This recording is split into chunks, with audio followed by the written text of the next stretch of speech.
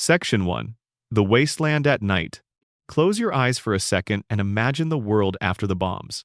Not the loud, explosive part, not the blinding flash or the mushroom cloud you've seen painted across 100 magazine covers. Imagine what comes after all of that, after the fire cools, after the ash settles, after the silence rolls in like fog over cracked pavement and doesn't leave. Imagine a continent of hollowed cities, of highways stretching toward horizons that no one crosses anymore, of forests grown wild over the bones of shopping malls and office buildings and houses where someone's whole life used to be. Imagine skies that glow at the wrong hour, not from stars but from something half buried in the distance, some facility still running on fumes, some reactor that never fully died. Now imagine walking through that, not running, walking, slowly, the way you'd move through a dream that hasn't quite decided what it wants to be yet. That is what Fallout is, at its quiet core. It isn't just a series about war and politics and the collapse of civilization, though it is absolutely and deeply all of those things. It's a series about what fills in the gaps when people are no longer there to explain things, to maintain things, to name things. When you walk into a ruined building in the wasteland and find a holotape still playing on a cracked terminal, a woman's voice recording a birthday message for a daughter she would never see again, that is Fallout. When you find a skeleton slumped against a locked safe with no record of who they were or what they were waiting for, that is the thing that stays with you. Not the loot, not the experience points. The person-shaped silence where a story used to be. And that is what this is going to be. 3 hours of the quiet, creeping, beautiful strangeness that the Fallout series has buried in its world across almost 3 decades of games. Not a list of jump scares. Not a countdown of powerful weapons or the best character builds. This is about the things that don't have clean answers. The mysteries that Bethesda and Obsidian and the original teams at Interplay wove into the world and then simply left there, the way you might leave a message sealed in a bottle and thrown into an ocean with no reachable shore. Some of these stories are terrifying in the way that slow, patient horror is terrifying, the kind that builds quietly and arrives fully formed before you've had time to prepare. Some of them are heartbreaking. Some are genuinely unexplained even now, years after the game's released. With no confirmation from developers and no in-game documentation to close the loop, the Wasteland doesn't owe you answers. It never did. So settle in, get comfortable, turn the lights down a little, and let me walk you through the dark. The Fallout universe, even in its earliest form back in 1997, understood something that a lot of games never quite grasped. Horror doesn't require monsters to be effective. It doesn't require jump scares or chase sequences or corridors engineered to make you feel watched at all times. Horror can live inside absence, inside the suggestion of something, inside the record that ends mid-sentence, the door with no handle on the inside, the child's drawing that doesn't match anything you can explain through normal means. The setting itself does enormous work here. A retro-futurist post-nuclear America, frozen somewhere between the optimism of the 1950s and the end of everything, creates a specific kind of unease that is very hard to manufacture artificially. Neon signs still buzzing over empty diners, robots with cheerful voices standing guard over ruins, propaganda posters assuring you that everything is fine and that America will persevere and that the company you work for cares about you and your family. There is a word for the way the Fallout world feels at its most unsettling, and that word is liminal. It has all the furniture of a world you recognize, all the shapes and surfaces of something familiar, but the people are gone, the rules have changed in ways nobody fully documented, and something is very wrong just below the surface. The games lean into this in different ways and with different intensities. Fallout 1 is grim and merciless, a world scraped clean of sentimentality by the sheer scale of what happened. Fallout 2 stretches out into dark comedy and genuine horror in equal measure, finding absurdity and grief side by side in every corner of the Northern California wasteland. Fallout 3 immerses you in a wasteland so overgrown and desolate that the ruins of Washington itself feel genuinely haunted, the way a place that used to matter very much feels when it's been abandoned for long enough. New Vegas is a fever dream, disguised as a western, full of ancient things wearing modern masks and modern things wearing ancient ones, a city of light in the middle of a scorched desert that has forgotten what it was built for. Fallout 4 packs the Commonwealth with secrets that reward obsessive attention, with stories told entirely through environmental detail that you can walk past 100 times without noticing. And Fallout 76 builds its horror out of something even quieter and stranger than all of them, out of the total absence of living survivors, out of a world that had to rebuild itself without anyone watching. Each game adds new threads to a mythology that was never designed to be fully understood. And that is what we are pulling on tonight. Here is where we start. Not with the loudest horror or the most famous mystery, but with something that threads through multiple games across the entire series, something that suggests there are forces in the Fallout universe that predate humanity entirely, that survive the end of civilization without any visible effort, and that are utterly and completely indifferent to whatever any of us build on their land. We start with Dunwich. Before we go any further, drop a comment letting me know where you're watching from and what time it is. I always love seeing where people are settling in for the night or the early morning.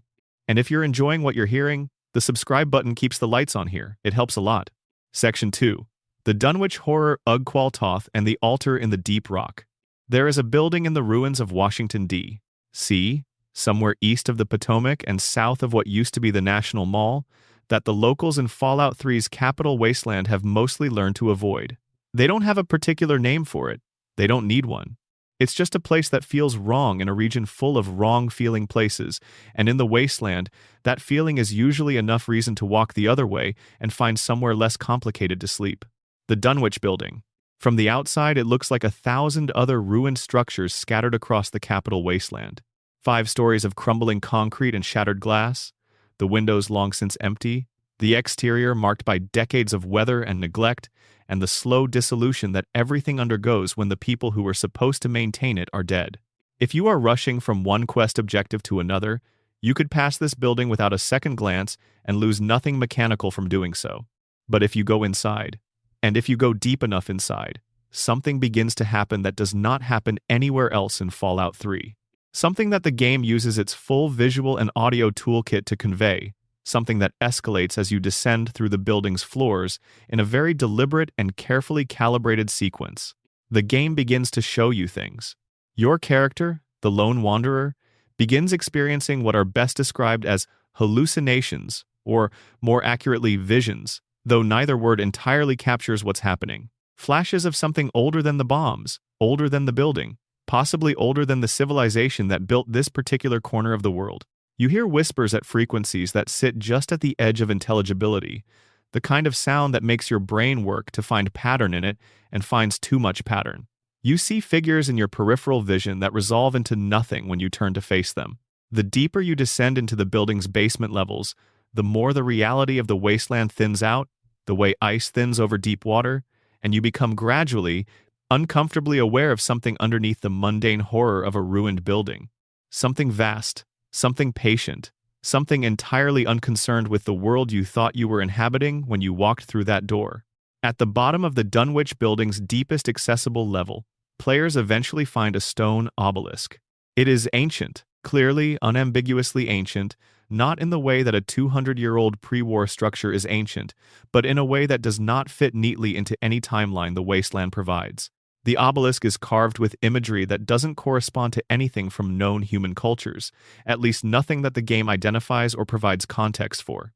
Scattered around its base are human skulls, arranged with a precision that distinguishes them from debris. And in the wall beside the altar, something even more disturbing, a human figure, partially fused into the stone itself. Not a skeleton, not a corpse in any conventional sense.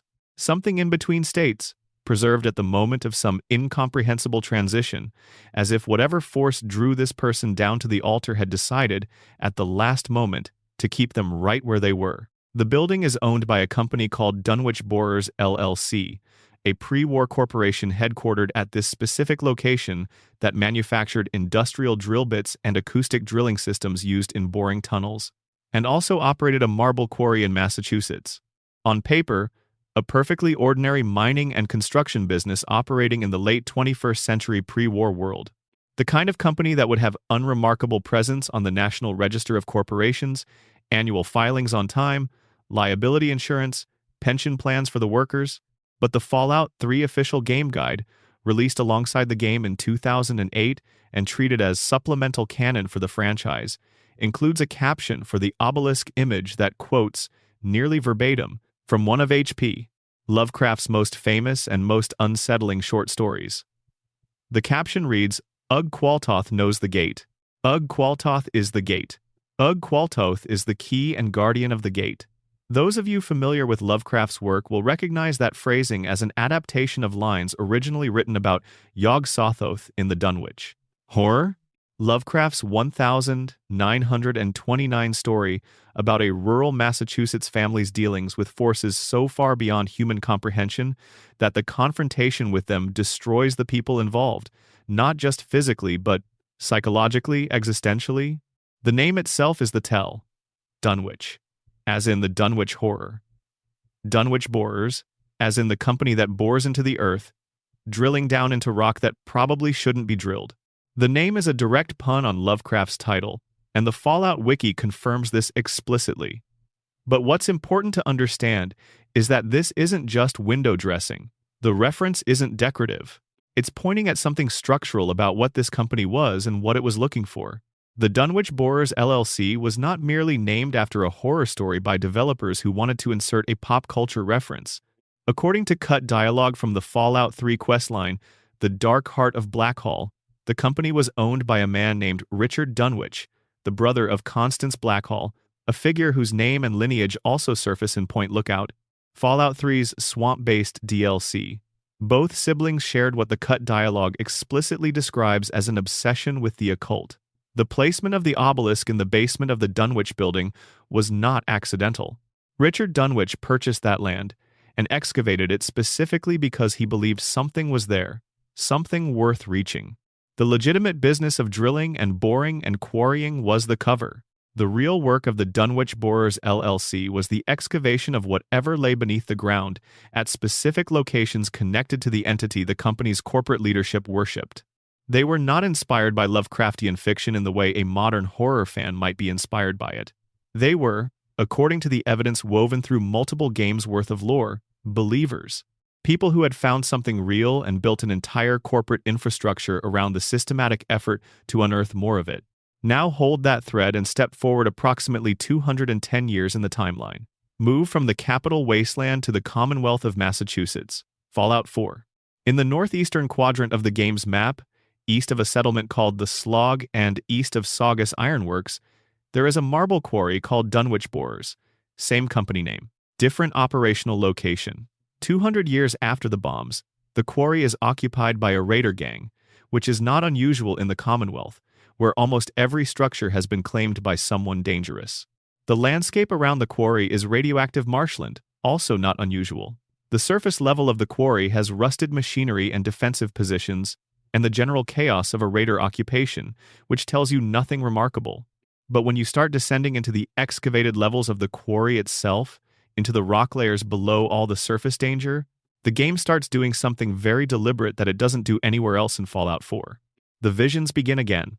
Unlike Fallout 3's more oblique and impressionistic dream sequences, the flashbacks in Fallout 4's Dunwich Borers are grounded enough to read as scenes, as discrete moments of history. Workers in hard hats and Dunwich Borers coveralls, standing in specific positions in the quarry at what appears to be an earlier phase of the excavation, before the war, before the bombs, before the building they're standing in became a raider den.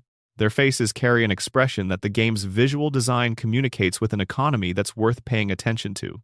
Not the alarmed expression of workers who've unexpectedly uncovered something they don't know how to categorize. The alarmed expression of people whose minds are beginning to come apart at seams they didn't previously know they had. Terminal entries left behind by these workers document the process of deterioration with the flat, increasingly fragmented language of people trying to use rational documentation as a defense against something that is specifically not rational. Early entries read like normal work logs, shift schedules, equipment maintenance records, production targets. Then the tone begins to shift. Workers report hearing sounds from below the current excavation level, sounds that don't match the acoustic properties of the equipment in use.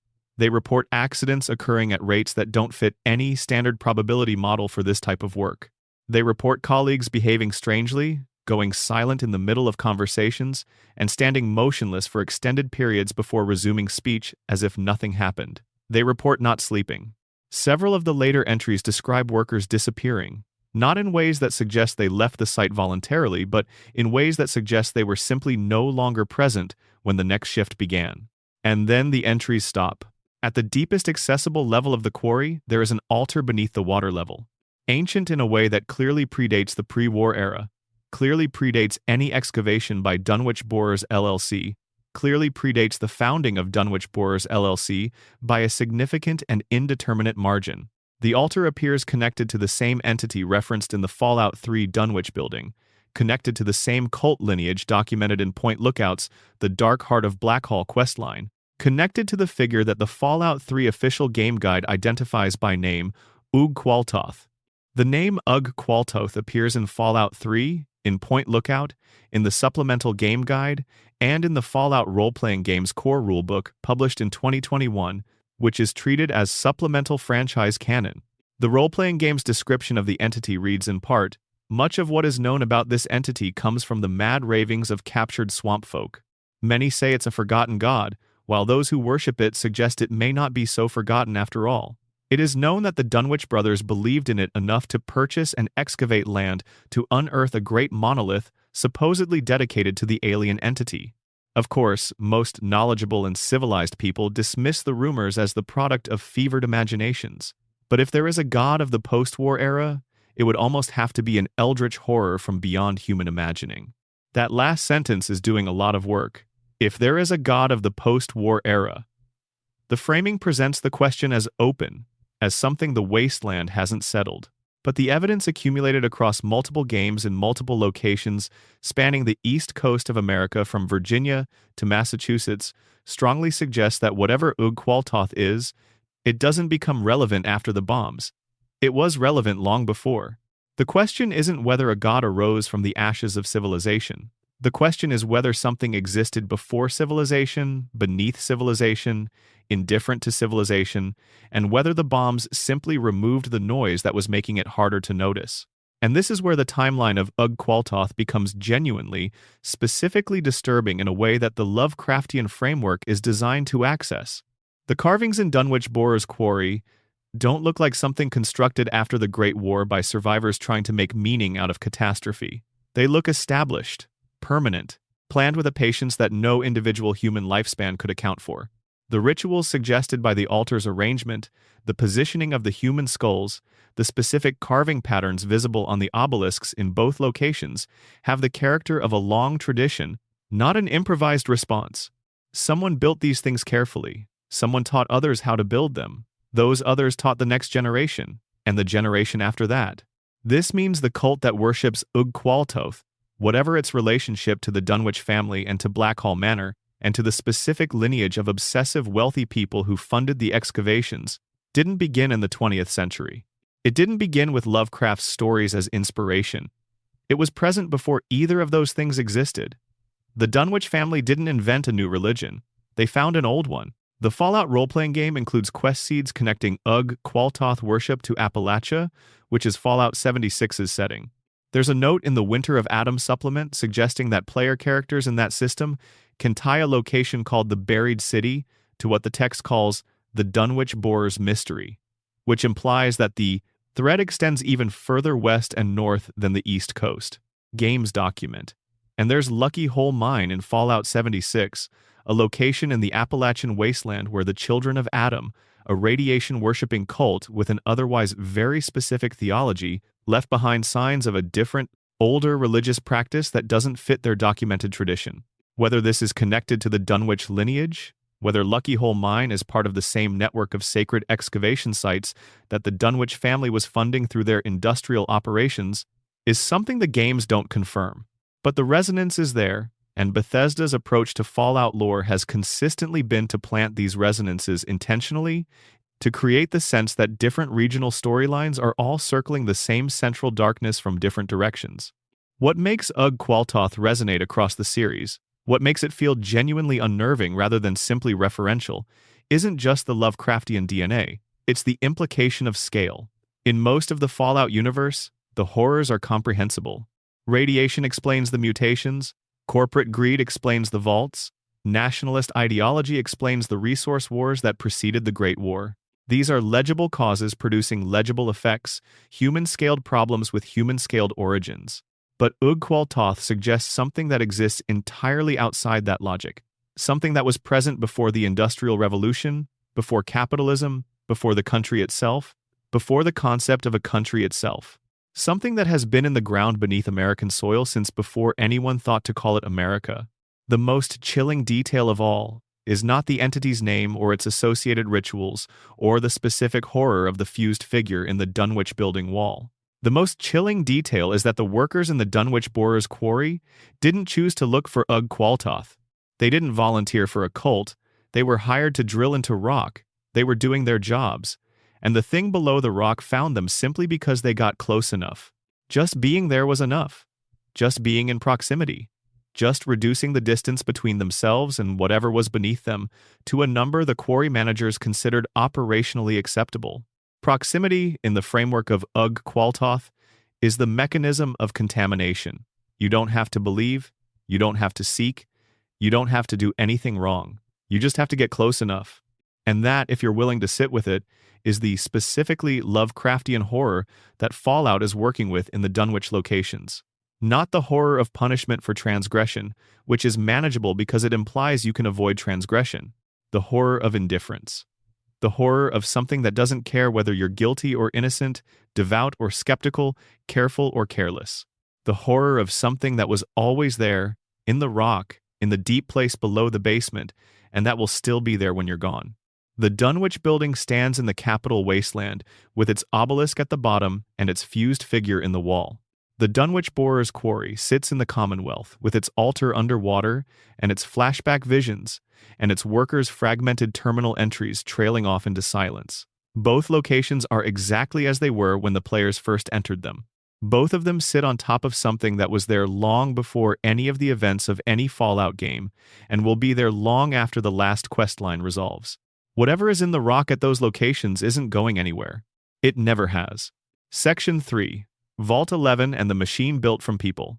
There is something Vault-Tec understood about human nature that the rest of the pre-war world either didn't grasp or chose not to examine, and that understanding is the engine driving some of the darkest experiments in the vaults they built. The understanding is this: given the right conditions, the right combination of pressure and institutional framing and social structure, ordinary people will do extraordinary harm to each other. Not because they are monsters, because the system they're inside makes the harm feel like the rational choice. Vault-Tec tested this understanding in many different ways across many different vaults. They withheld food, they overcrowded, they created artificial scarcity and watched what bloomed in its place. But Vault 11, located in the Mojave Wasteland and accessible in Fallout New Vegas, is the purest and most devastating expression of this particular inquiry, because Vault 11 didn't impose its horror from outside the population. It handed the population a system and watched what they built with it. When the residents of Vault 11 sealed themselves inside in 2077 and the blast doors shut and the world they'd known was definitively over, the Vault's automated computer system delivered a message. The message was simple, clear, and impossible. The residents were told that they must sacrifice one of their number every year. One person, chosen through a process the residents were expected to organize themselves, would be sent to a designated chamber and killed. If they failed to provide the annual sacrifice, the computer would shut down life support and kill everyone in the vault. Consider the specific cruelty of the timing here. These are people who have just lost everything. They've left behind their homes, their families outside the vault, their entire previous lives. They are already in an acute state of grief and shock and disorientation from the simple fact of the nuclear exchange they've just survived. The natural response to that state, the psychologically coherent response, is to seek community, to find solidarity in shared suffering, to treat the other people in the vault as the one remaining human connection to a world that just ended. And then the vault tells them that one of those people has to die every year. The residents of Vault 11 did what humans do when confronted with impossible institutional demands. They organized. They created the coalition of Vault 11 voting blocks, 6 political factions representing different segments of the population, with a shared set of rules for how the annual sacrifice selection would work. They held elections for Overseer, the Vault's administrative leader, and established that at the end of the Overseer's term, the overseer themselves would be sent to the sacrifice chamber. Leadership in Vault 11 was a death sentence with a delayed execution. The logic behind this was ostensibly egalitarian. No one would be singled out arbitrarily. Everyone in the population was theoretically eligible to be chosen. The process would be governed by democratic means, subject to the checks and balances of the multi-block system. It sounds, if you squint hard enough, like an attempt to make something unbearable into something manageable. But the voting blocks had power. The ability to endorse or withhold support for overseer candidates was the ability to determine who lived and who died, and that power was too significant for everyone to use neutrally. The terminal entries you find throughout Vault 11 document what happened next with a clarity that the game never sensationalizes, never dramatizes beyond the weight of the plain language in which the events are recorded. The Justice Bloc, which was the largest and most powerful faction in the coalition, began using their voting power as leverage. The specifics documented in the terminals are disturbing because they are so recognizable, the exact same dynamics that occur in human political systems when some actors have more power than others and face no meaningful accountability for how they use it. Political horse trading that benefits some parties at severe cost to others. The exploitation of information asymmetry. The weaponization of relationships. And then the story narrows to a single family, and the horror becomes personal. A woman named Catherine Stone is one of the most significant figures in Vault 11's history, though the game never presents her as such through any formal quest structure or special designation. She exists only in terminal entries, in the historical record that you piece together by reading documents scattered through the vault over the course of your exploration. Her story is told entirely in text, in the language of the people who documented it, and it is one of the more affecting pieces of writing in Fallout. New Vegas. The Justice Bloc's leader, a man named Roy Gottlieb, approached Catherine with information and an offer. The information was that the Justice Bloc was considering nominating her husband, Nathan, for the next overseer position.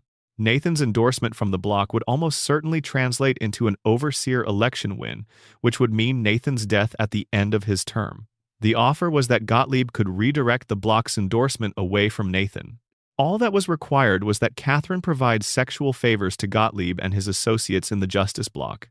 Catherine, believing she had no real choice and that the only alternative to compliance was her husband's death, agreed. The Justice Bloc nominated Nathan anyway.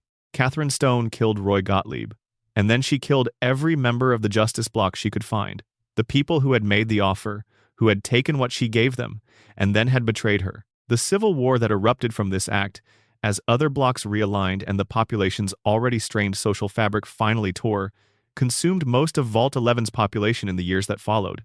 The specific death toll isn't documented in the terminals that survive to the present day, but the surviving evidence makes clear that a population measured in the hundreds was reduced to 5 people. 5 survivors, in a vault designed for hundreds. Surrounded by the evidence of 2 centuries of compounding tragedy, the bodies of everyone they'd known, distributed throughout the facility's levels in varying states of the aftermath of conflict. Those 5 people made a decision that the game frames as the moral center of Vault 11's story. They went to the sacrificial chamber and they refused. They faced the automated system's ultimatum. They stood in the room where the sacrifice was supposed to happen, with the full awareness of what the computer had said it would do if they refused, and they said no. They had watched everyone they knew die, either from the annual sacrifice or from the violence the sacrifice system generated. They had nothing left to protect. They were done. The computer's response is the moment that everything in Vault 11 resolves around, the detail that gives the story its final, devastating shape. The computer played a recording that had been waiting in its memory since the vault sealed. A message telling the 5 survivors that they had demonstrated remarkable moral courage, that they were a shining example to humanity, that their refusal to continue the sacrifice proved their fundamental decency as human beings. And then the computer told them they were free to leave. That the threat had never been real. That the life support had never been keyed to the sacrifice at all. The vault's entire structure, the sacrificial system, the political blocks, the executions, the civil wars, every death, every act of coercion, every terrible thing the residents had done to each other over the course of generations, none of it was necessary. The computer's demand was a test, and the test was passed only when someone refused it entirely. Every resident of Vault 11 who came before those 5 survivors spent their lives inside a machine built from a lie. They complied with a demand that carried no real teeth because they couldn't afford to test it. And their compliance, their reasonable, rational, collectively agreed-upon compliance, was the mechanism of their destruction. Vault-Tec designed the experiment that way. The lesson was never you can survive if you sacrifice. The lesson was you will sacrifice and it will never be enough, and the only way to stop is to refuse completely. But the cost of learning that lesson was nearly every person who ever lived in that vault, and the cost of refusing early enough to matter was the risk that the threat was real and you would die along with everyone else. Joshua Sawyer, one of the lead designers of Fallout, New Vegas, has stated that Vault 11's thematic foundation was directly inspired by Shirley Jackson's 1948 short story The Lottery, in which a small community holds an annual lottery where the winner is stoned to death by their neighbors. Jackson's story is about the horror of normalized violence, about the way ritual can make the unacceptable appear not just acceptable but necessary, about how institutional cruelty sustains itself by making everyone complicit in its administration. Vault 11 takes that premise and runs it through 200 years of human political organization, which turns out to be more than enough time for every possible variation of that horror to play out. There is one more detail in Vault 11 that the game doesn't explain and that nobody connected to the project has ever publicly explained. The coffee mug. In the sacrificial chamber, on the floor near where the person being sacrificed would have stood, there is a coffee mug. Just a coffee mug, sitting there with no context, no terminal entry explaining why it's there, no skeleton near it that would suggest who left it. Just the mug itself, in a room where people died for generations, suggesting that someone stood in this room long enough, or came here often enough, or with enough regularity, that bringing a coffee mug felt like a reasonable thing to do. Someone brought a coffee mug to their own execution, or to someone else's. The mug is one of those environmental details in Fallout New Vegas that does more work than an entire cutscene, because what it asks you to do is imagine the person. The specific person who carried that mug down to that room and set it down and did not take it back with them. What they were feeling, whether the mug was comfort or ritual or simply habit carrying forward into circumstances where habit had no place. Whether the mug was theirs or someone else's and they brought it as a card of tribute. You will never know. The game does not tell you. The mug just sits there, in a room where the worst of what people can do to each other happened for generations, and asks you to sit with the question. That is how Fallout New Vegas works at its finest. Not through plot or quest design or character development, though it is extraordinary at all of those things. Through objects. Through the specific weight of a specific thing in a specific place, asking you to imagine the life that led it there. The 5 survivors of Vault 11 walked out into the Mojave wasteland after refusing the sacrifice. They died outside in a relatively short time after their exit. Not dramatically. The game doesn't document the manner of their deaths. They simply didn't survive the wasteland, after surviving everything the Vault had done to them and to each other. The world outside finished what the experiment inside couldn't quite manage. You find Vault 11 after all of this. You find the coalition pamphlets still pinned to notice boards. You find the voting bloc manifestos, the promises of political representation and fair governance, and the protection of the individual, documents that describe a system built entirely on the annual murder of one of its members. You find the overseer's personal effects, you find the sacrificial chamber, and you find a coffee mug. Section 4. The mysterious stranger. Everything we don't know about the man with the gun. There is a man in a beige trench coat and a dirty fedora who has been walking the Fallout universe since 1997 and has never once explained himself to anyone's satisfaction. He is called the Mysterious Stranger. He appears in Fallout, Fallout 2, Fallout 3, Fallout New Vegas, Fallout 4, and Fallout 76. In every game, he can be made accessible through a perk that causes him to occasionally materialize during VATS combat sequences. Fire a killing shot from his W44 Magnum revolver at whatever enemy is threatening the player, and disappear before anything can be established about where he came from or where he goes. A guitar sting plays when he arrives. A chord resolves when he leaves.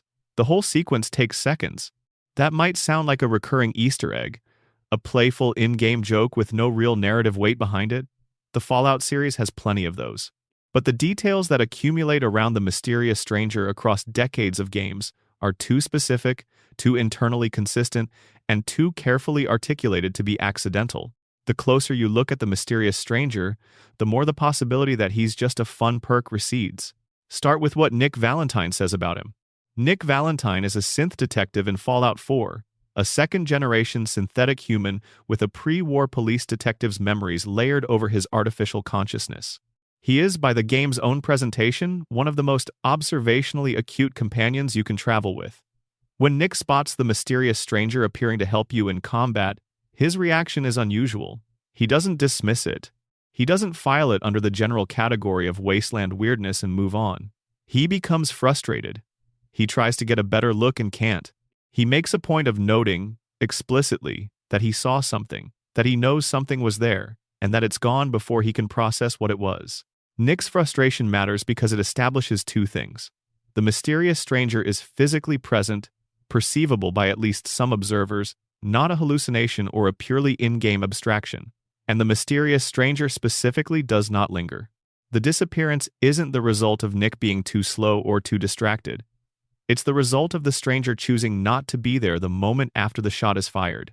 The Fallout 3 official game guide, written as supplemental canon for the franchise, describes the mysterious stranger in language that the game's regular NPC dialogue never uses. It calls him, specifically, an odd and eldritch entity. Those are two significant words used in a very deliberate combination. Odd, meaning outside the normal range of things.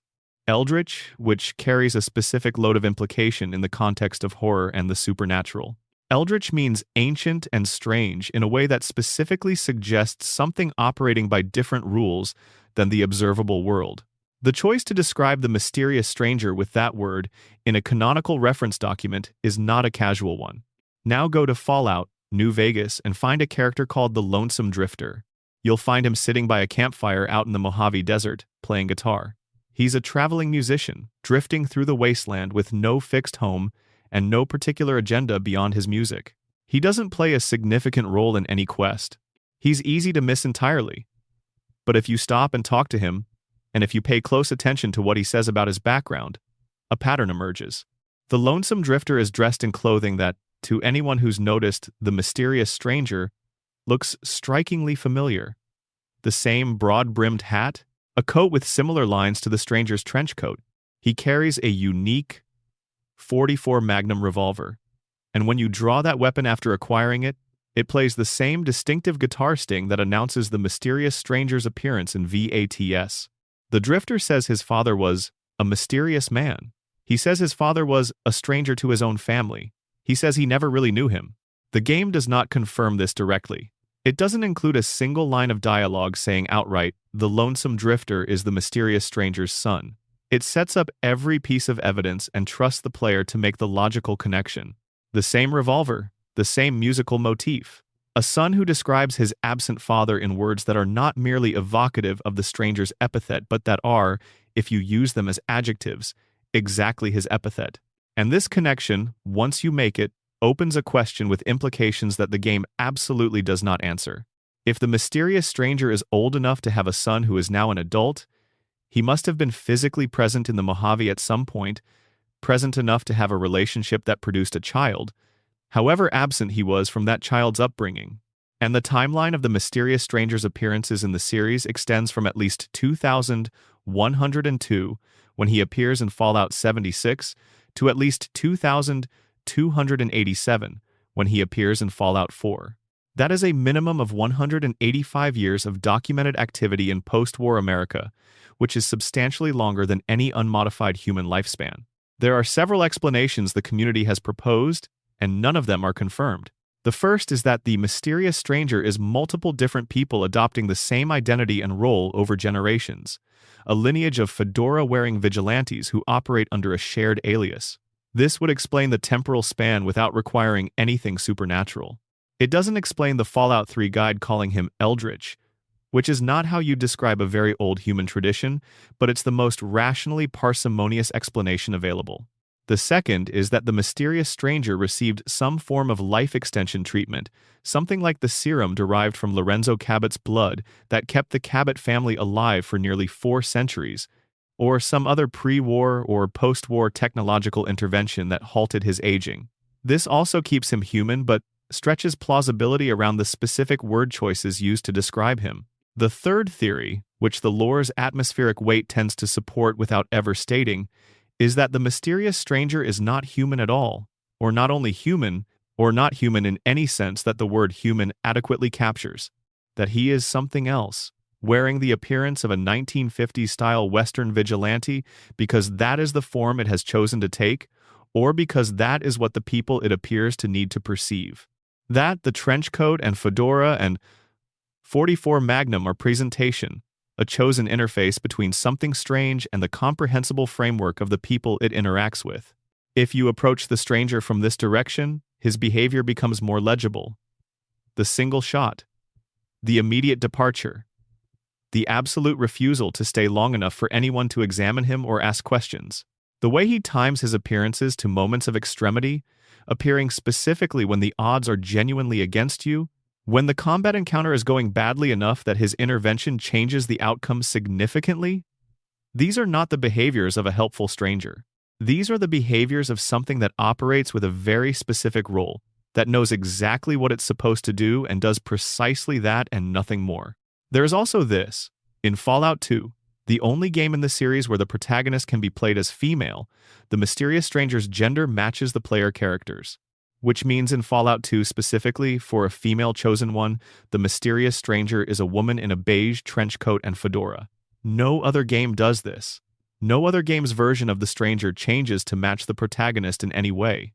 It's an anomaly in the continuity that nobody has explained, and it sits awkwardly next to every theory about the stranger's identity, suggesting either that there are always multiple versions of the stranger operating simultaneously, or that the identity itself is more fluid than the physical presentation suggests.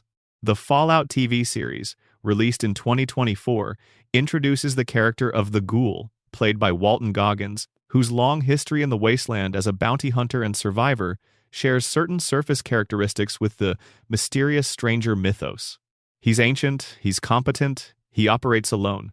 But the Ghoul has a documented pre-war identity and a documented post-war history, which makes him comprehensible in a way the mysterious stranger explicitly is not. The mysterious stranger has no documented pre-war identity. There is no photograph in any game, no terminal entry describing his pre-war life, no acquaintance from before the bombs who can say what he was or where he came from. He simply begins, in the timeline's documentation, as something that has always been there, and he continues. The guitar sting plays, the shot fires, the chord resolves, and whatever he is already gone before anyone can establish that he was ever really there. Section 5. Point Lookout, where the dead stay buried and the living stay haunted.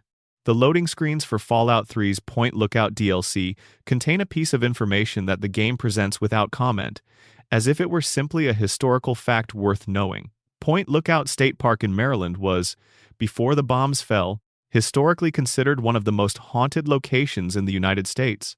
The game didn't need to invent this. The real Point Lookout, on the southern tip of the peninsula where the Potomac meets the Chesapeake Bay, has a history that gives it that reputation without any fictional augmentation. During the American Civil War, from 1863 to the end of the conflict in 1865, the peninsula was used as a prisoner of war camp for captured Confederate soldiers.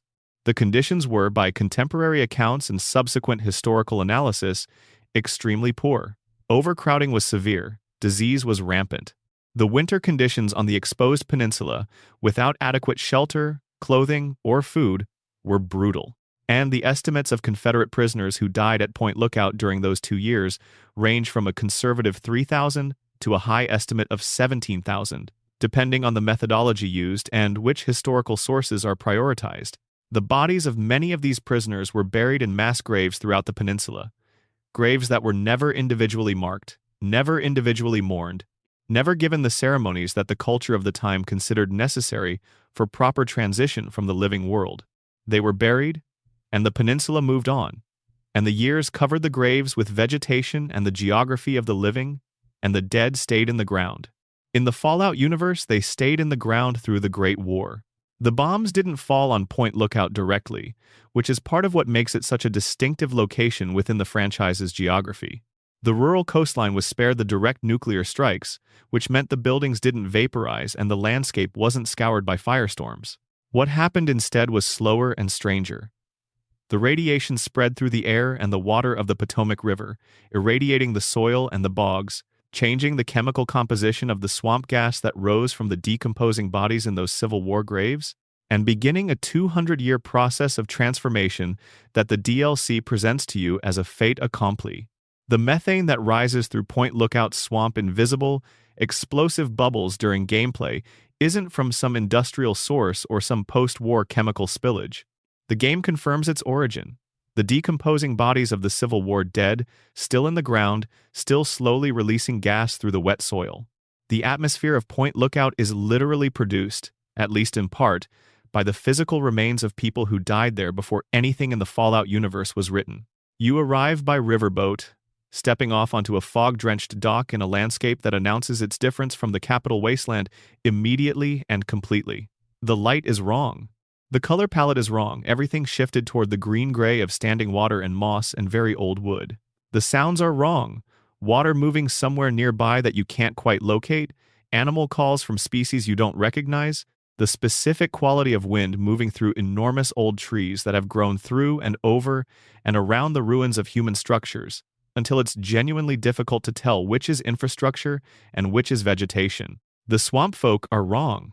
The human population of Point Lookout, the people who have lived on this peninsula for 200 years since the bombs fell without any meaningful contact with the broader wasteland civilization to the north, have been changed in ways that exceed what simple radiation exposure and geographic isolation can account for. Their faces are warped in ways that suggest multi-generational inbreeding over a long enough period to produce significant genetic divergence.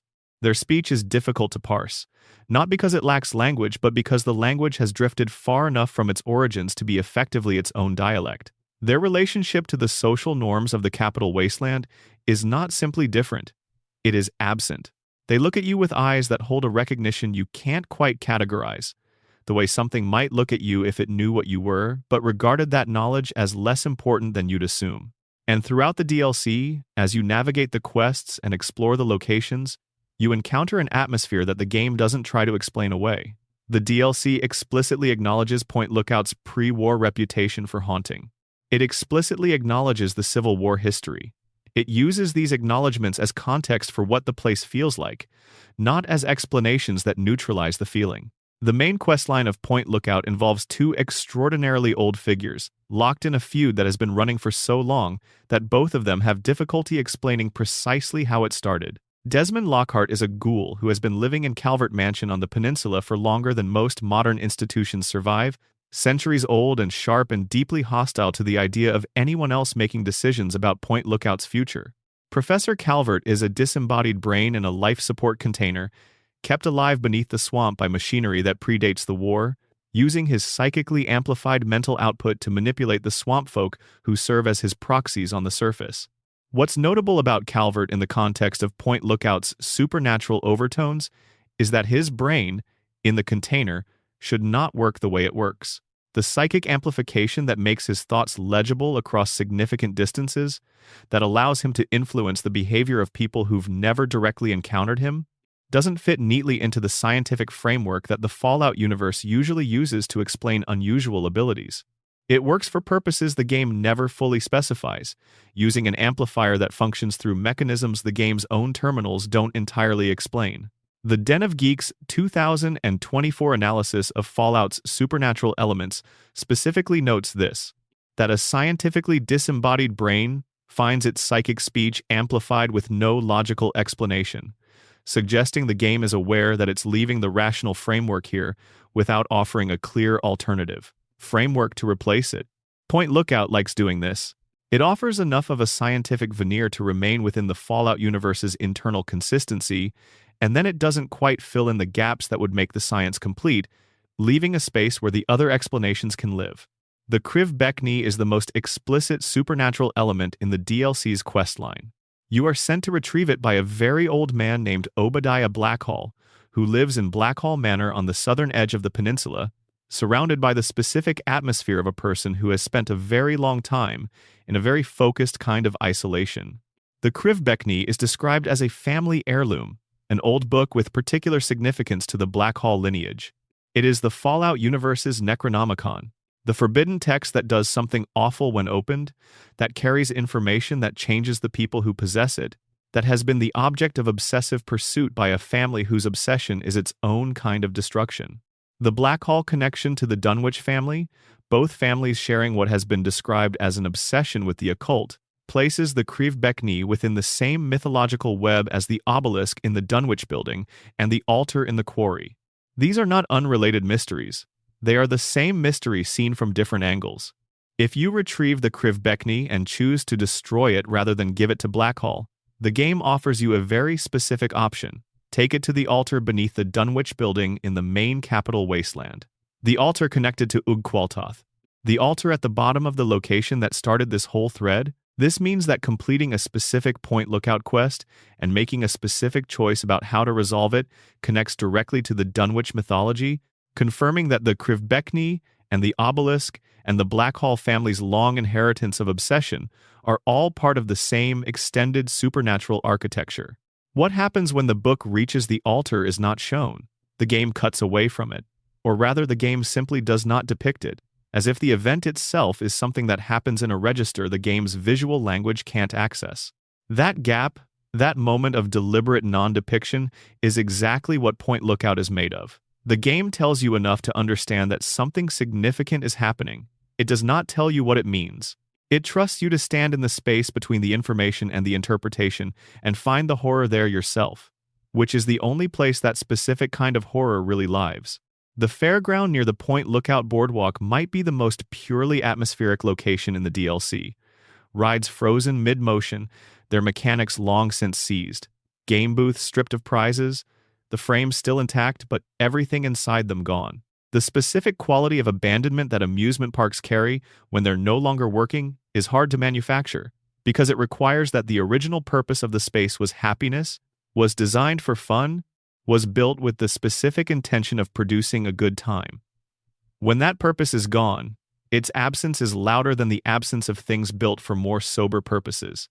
The abandoned fairground at Point Lookout is silent and fog-covered and wrong in a way that the game's other abandoned locations don't quite achieve, because all the other abandoned locations were built for survival or production or governance. This one was built so people could enjoy themselves. And now it's sitting in a radioactive swamp with Civil War bones in the ground beneath it, and methane bubbling up through the soil, and fog so thick you can't see more than a few feet in the wrong direction. And somewhere in the trees, or in the water, or in the specific quality of the air over the peninsula, whatever kept Point Lookout's reputation for haunting alive through the war and the radiation and the 2 centuries since is still there. Still doing whatever it does to make people who come here feel, with a certainty they can't explain to anyone who hasn't felt it, that the place is occupied by more than what they can see. Section 6. Dead Money, the casino that refused to let anyone leave. Imagine a place that was supposed to be paradise. Not metaphorically paradise, literally, architecturally, economically paradise. The greatest casino resort in the American Southwest, conceived and funded by Frederick Sinclair, a man of considerable means and considerable ambition, designed to be the crowning jewel of pre-war luxury in a world that was, though nobody in that world knew it quite yet, about 6 months from ending. The Sierra Madre. White marble and Art Deco, gold, Mission Revival architecture reaching up against the desert sky, ballrooms that hadn't yet opened, and suites that hadn't yet been occupied, and a vault in the basement full of pre-war currency waiting for someone to give it value. The advertising was everywhere. Posters in highway rest stops, glossy pamphlets in city transit hubs, radio spots on stations that reached across the southwestern states, all of it promising that the Sierra Madre would open soon, that invitations were being sent, that the experience of a lifetime was pending. The guests who received invitations, celebrities and politicians and wealthy aesthetes, sent their RSVPs, made their travel arrangements, set their finest clothes out in anticipation of the grand opening gala that was going to be the social event of the decade. On the 23rd of October, 2077, the bombs fell, and the Sierra Madre's security system locked down. The automated defense grid sealed every exit simultaneously. The state-of-the-art security holograms, designed to protect the casino from thieves and troublemakers during operation, activated and began treating everyone in the building as a threat.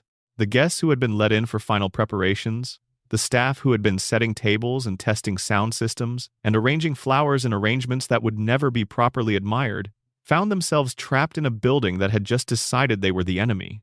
And outside the casino's walls, something no one had anticipated began happening. The climate control and air conditioning systems, designed to maintain a comfortable interior environment regardless of desert conditions, began releasing the experimental chemical compounds that Sinclair's company had used in the casino's construction into the surrounding city. The compounds hadn't been fully tested at scale. Their interaction with the desert air and the nuclear fallout produced something that nobody had engineered and nobody had planned for: a blood-red cloud of corrosive, persistent toxins that settled over the Sierra Madre's surrounding urban area and did not dissipate for 200 years. The cloud. In Dead Money Fallout, New Vegas's first DLC, the cloud is the primary environmental hazard of the Sierra Madre's surroundings. It is corrosive on contact with exposed skin and equipment. It is not a gas that you can hold your breath against, or a radiation field you can shield from. It eats through whatever it touches with a patience that 2 centuries have not diminished. And it moves through the city's streets with a density that makes navigation genuinely difficult, obscuring sightlines, and making the ruined buildings and plazas feel even more disorienting than they would under ordinary apocalyptic conditions. The ghost people are the other hazard, and they are considerably harder to categorize. Ghost people are encountered throughout the Sierra Madre Villa and the surrounding streets. They move with a directness and a silence that the game's other enemy types don't share, appearing out of the cloud with very little warning and approaching with a focused efficiency that doesn't match the chaotic behavior of most wasteland enemies. They don't speak. They don't respond to communication. They grab survivors and drag them into the depths of the city for purposes that the game's lore gestures at without fully explaining. They were human beings once. Construction workers employed by Sinclair's company to build the Sierra Madre Villa in the years before the grand opening. They were given specialized hazmat suits to protect them from the experimental compounds used in the construction process. When the cloud formed from those compounds after the bombs fell, the suits saved them from the worst of the toxic exposure. But the cloud also bonded the suits to their wearers over decades of continuous contact, until the distinction between the person and the suit dissolved. What the ghost people are now isn't quite human and isn't quite dead. It's something that the cloud made from people who happened to be wearing protective equipment when the world ended, preserved in a state that shouldn't be possible and sustained by conditions that shouldn't exist. They wander the city they helped build, in suits they can no longer remove, performing behaviors that look purposeful without appearing to serve any purpose you can identify. The game's loading screens describe their origins as a mystery and their reverence of the holographic security ghosts as equally mysterious. They keep the city. Whether they keep it out of habit, out of compulsion, out of something the cloud did to the cognitive processes that remained after the suits fused, the game doesn't say. Father Elijah is the human horror at the center of Dead Money. He is a former elder of the Mojave Brotherhood of Steel, one of the faction's most brilliant minds and most relentlessly focused personalities, who walked away from the Brotherhood after the catastrophic defeat at the Battle of Helios I, and spent the years afterward searching the wasteland for something powerful enough to change the balance of power in the Mojave. He found the Sierra Madre. The process by which Elijah became obsessed with the Sierra Madre is documented in scraps across the DLC, in his own recordings and in the recordings of people who observed him before he found the casino. His obsession has the quality of an addiction without a substance, the specific cognitive narrowing of someone who has decided that one thing is the answer to every problem and cannot step back far enough to examine whether that's actually true. He didn't stumble on the Sierra Madre and discover its potential. He built his worldview around it, turned it into the axis around which everything else organized. By the time you encounter him, Elijah has kidnapped you, fit an explosive collar around your neck, and made your participation in his plan for opening the casino's vault non-optional. He's done the same to 3 other people, each of them placed in the Sierra Madre's grounds with their own collar and their own role to play in his scheme. If you want to live, you help him get what he wants. The casino's vault contains enough pre-war currency and advanced technology to make Elijah's revenge against the NCR logistically possible. What makes Dead Money most affecting, in a narrative sense, isn't the combat or the puzzle solving or even the atmospheric horror of the cloud.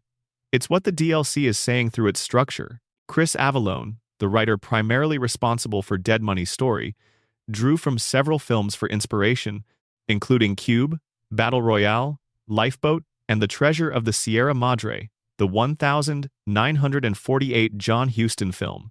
The connection to that last film is especially relevant. It's a story about three men whose quest for gold transforms them, through the alchemy of desperate circumstance, into something they never intended to be. The gold they find destroys them not because of any external force, but because of what the finding of it reveals about their internal ones. The Sierra Madre Casino works the same way.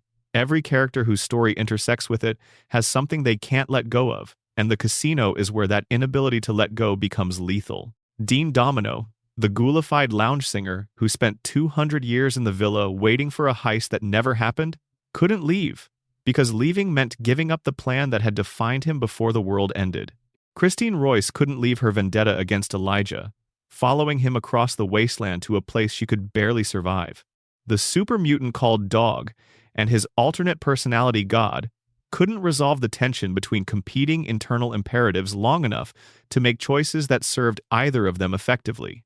And Elijah himself, at the end, given the opportunity to walk away from the vault with everything he claimed to want, stays. Locked himself in, can't leave even when leaving is the only survival option. The Sierra Madre doesn't hold people against their will through physical force, exactly, though its security systems certainly help. It holds them through the specific mechanism of their own attachment, their unwillingness to release the thing they've come to get even when the getting of it is killing them. The ghost of Vera Keyes runs through the DLC as a counterpoint to all of this. Vera was Sinclair's lover, recruited by Dean Domino to help him with his heist before the bombs fell. She eventually had a change of heart but was blackmailed into continuing. Her holographic recordings, preserved in the casino's entertainment systems, play throughout the villa. Her voice, her image, her performance, perfectly intact in a place where everything else has spent 200 years decaying. She is gone, but her voice is everywhere, singing in an empty casino for guests who will never arrive. And the specific melancholy of this, the perfect preservation of one thing inside total destruction of everything else, makes the Sierra Madre feel haunted in the way that only places associated with irreversible loss feel haunted. You can stand in the casino's empty concert hall, surrounded by the red glow of the cloud beyond the windows and the silence of a building that has been waiting for 2 centuries for its guests to arrive, and listen to Vera's voice on the speakers. And the Sierra Madre doesn't feel like a post-apocalyptic dungeon.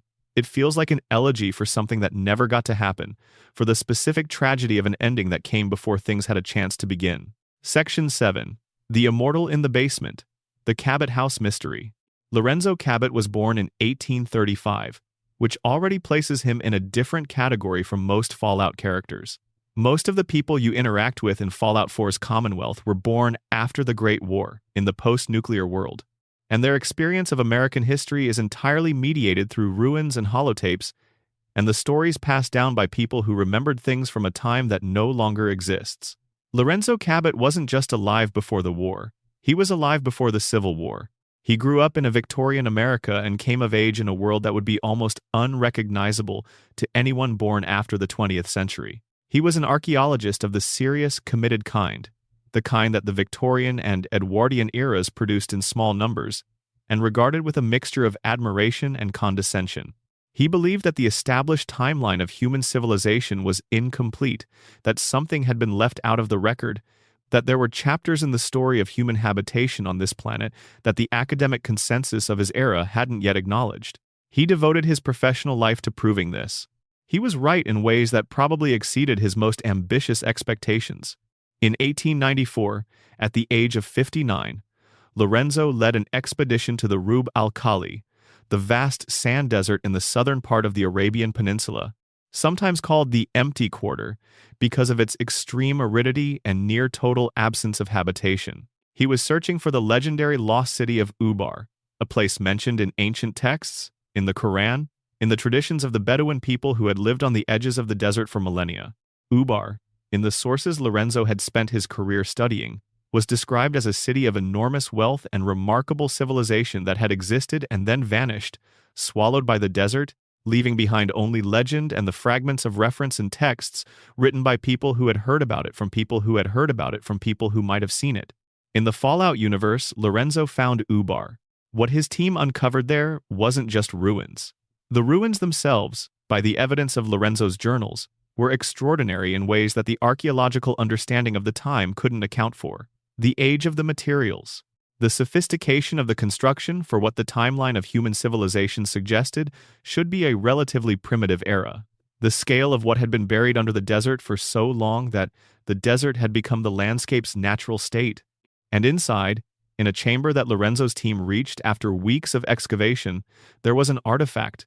The artifact is described in the game as a crown, or a circlet worn around the head. It is metallic in appearance but made from no alloy that can be identified through post-war analysis. It is ancient in ways that the dating methods available to Lorenzo in 1894 couldn't fully document, and that the post-war scientists who study it in 2287 still can't entirely account for. It doesn't behave like an artifact, it behaves like a device. Lorenzo put it on.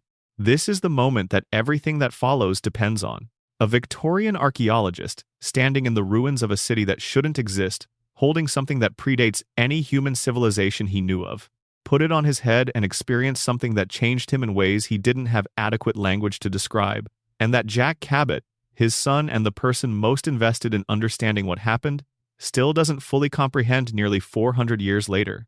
The artifact gave Lorenzo capabilities that the game categorizes as supernatural because no other category fits adequately.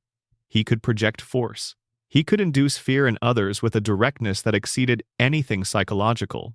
In the moments when you finally encounter him in the game, after centuries of confinement, he still commands the room in a way that feels like more than personality or authority.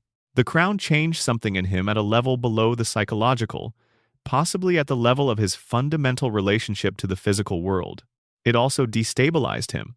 Whether the instability was a direct effect of the crown's mechanism, or a consequence of the isolation of confinement, or some interaction between the two that you can't separate at this point, Lorenzo's behavior after acquiring the artifact concerned everyone around him enough that his son Jack had him institutionalized in 1898, 4 years after the expedition, in an asylum the family built specifically to contain him.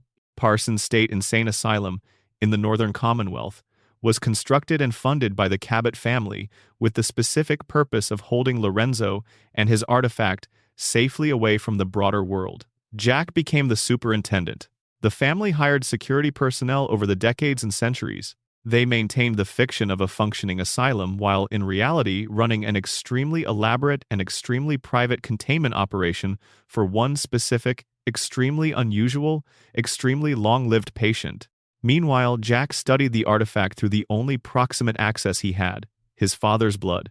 Lorenzo's blood, after years of contact with whatever the crown was doing to his physiology, had acquired properties that Jack was eventually able to isolate and refine into a serum. The serum halted aging. More than halted, it reversed aspects of it, maintaining the Cabot family at biological ages significantly younger than their chronological ones. Jack administered the serum to himself, to his mother Wilhelmina, and to his sister Imogen, and by the time the bombs fell and the 20th century ended in fire, the Cabot family had already been a different category of entity from their neighbors for decades. When Fallout 4 is set, in 2287, the Cabot family has been using the serum for approximately 389 years. Jack was born sometime in the mid-19th century. He has been alive for somewhere between 350 and 400 years, maintaining his position as Parsons State's superintendent, protecting his family's secret, and continuing his research into an artifact he still doesn't fully understand. His mother Wilhelmina is alive. His sister Imogen is alive.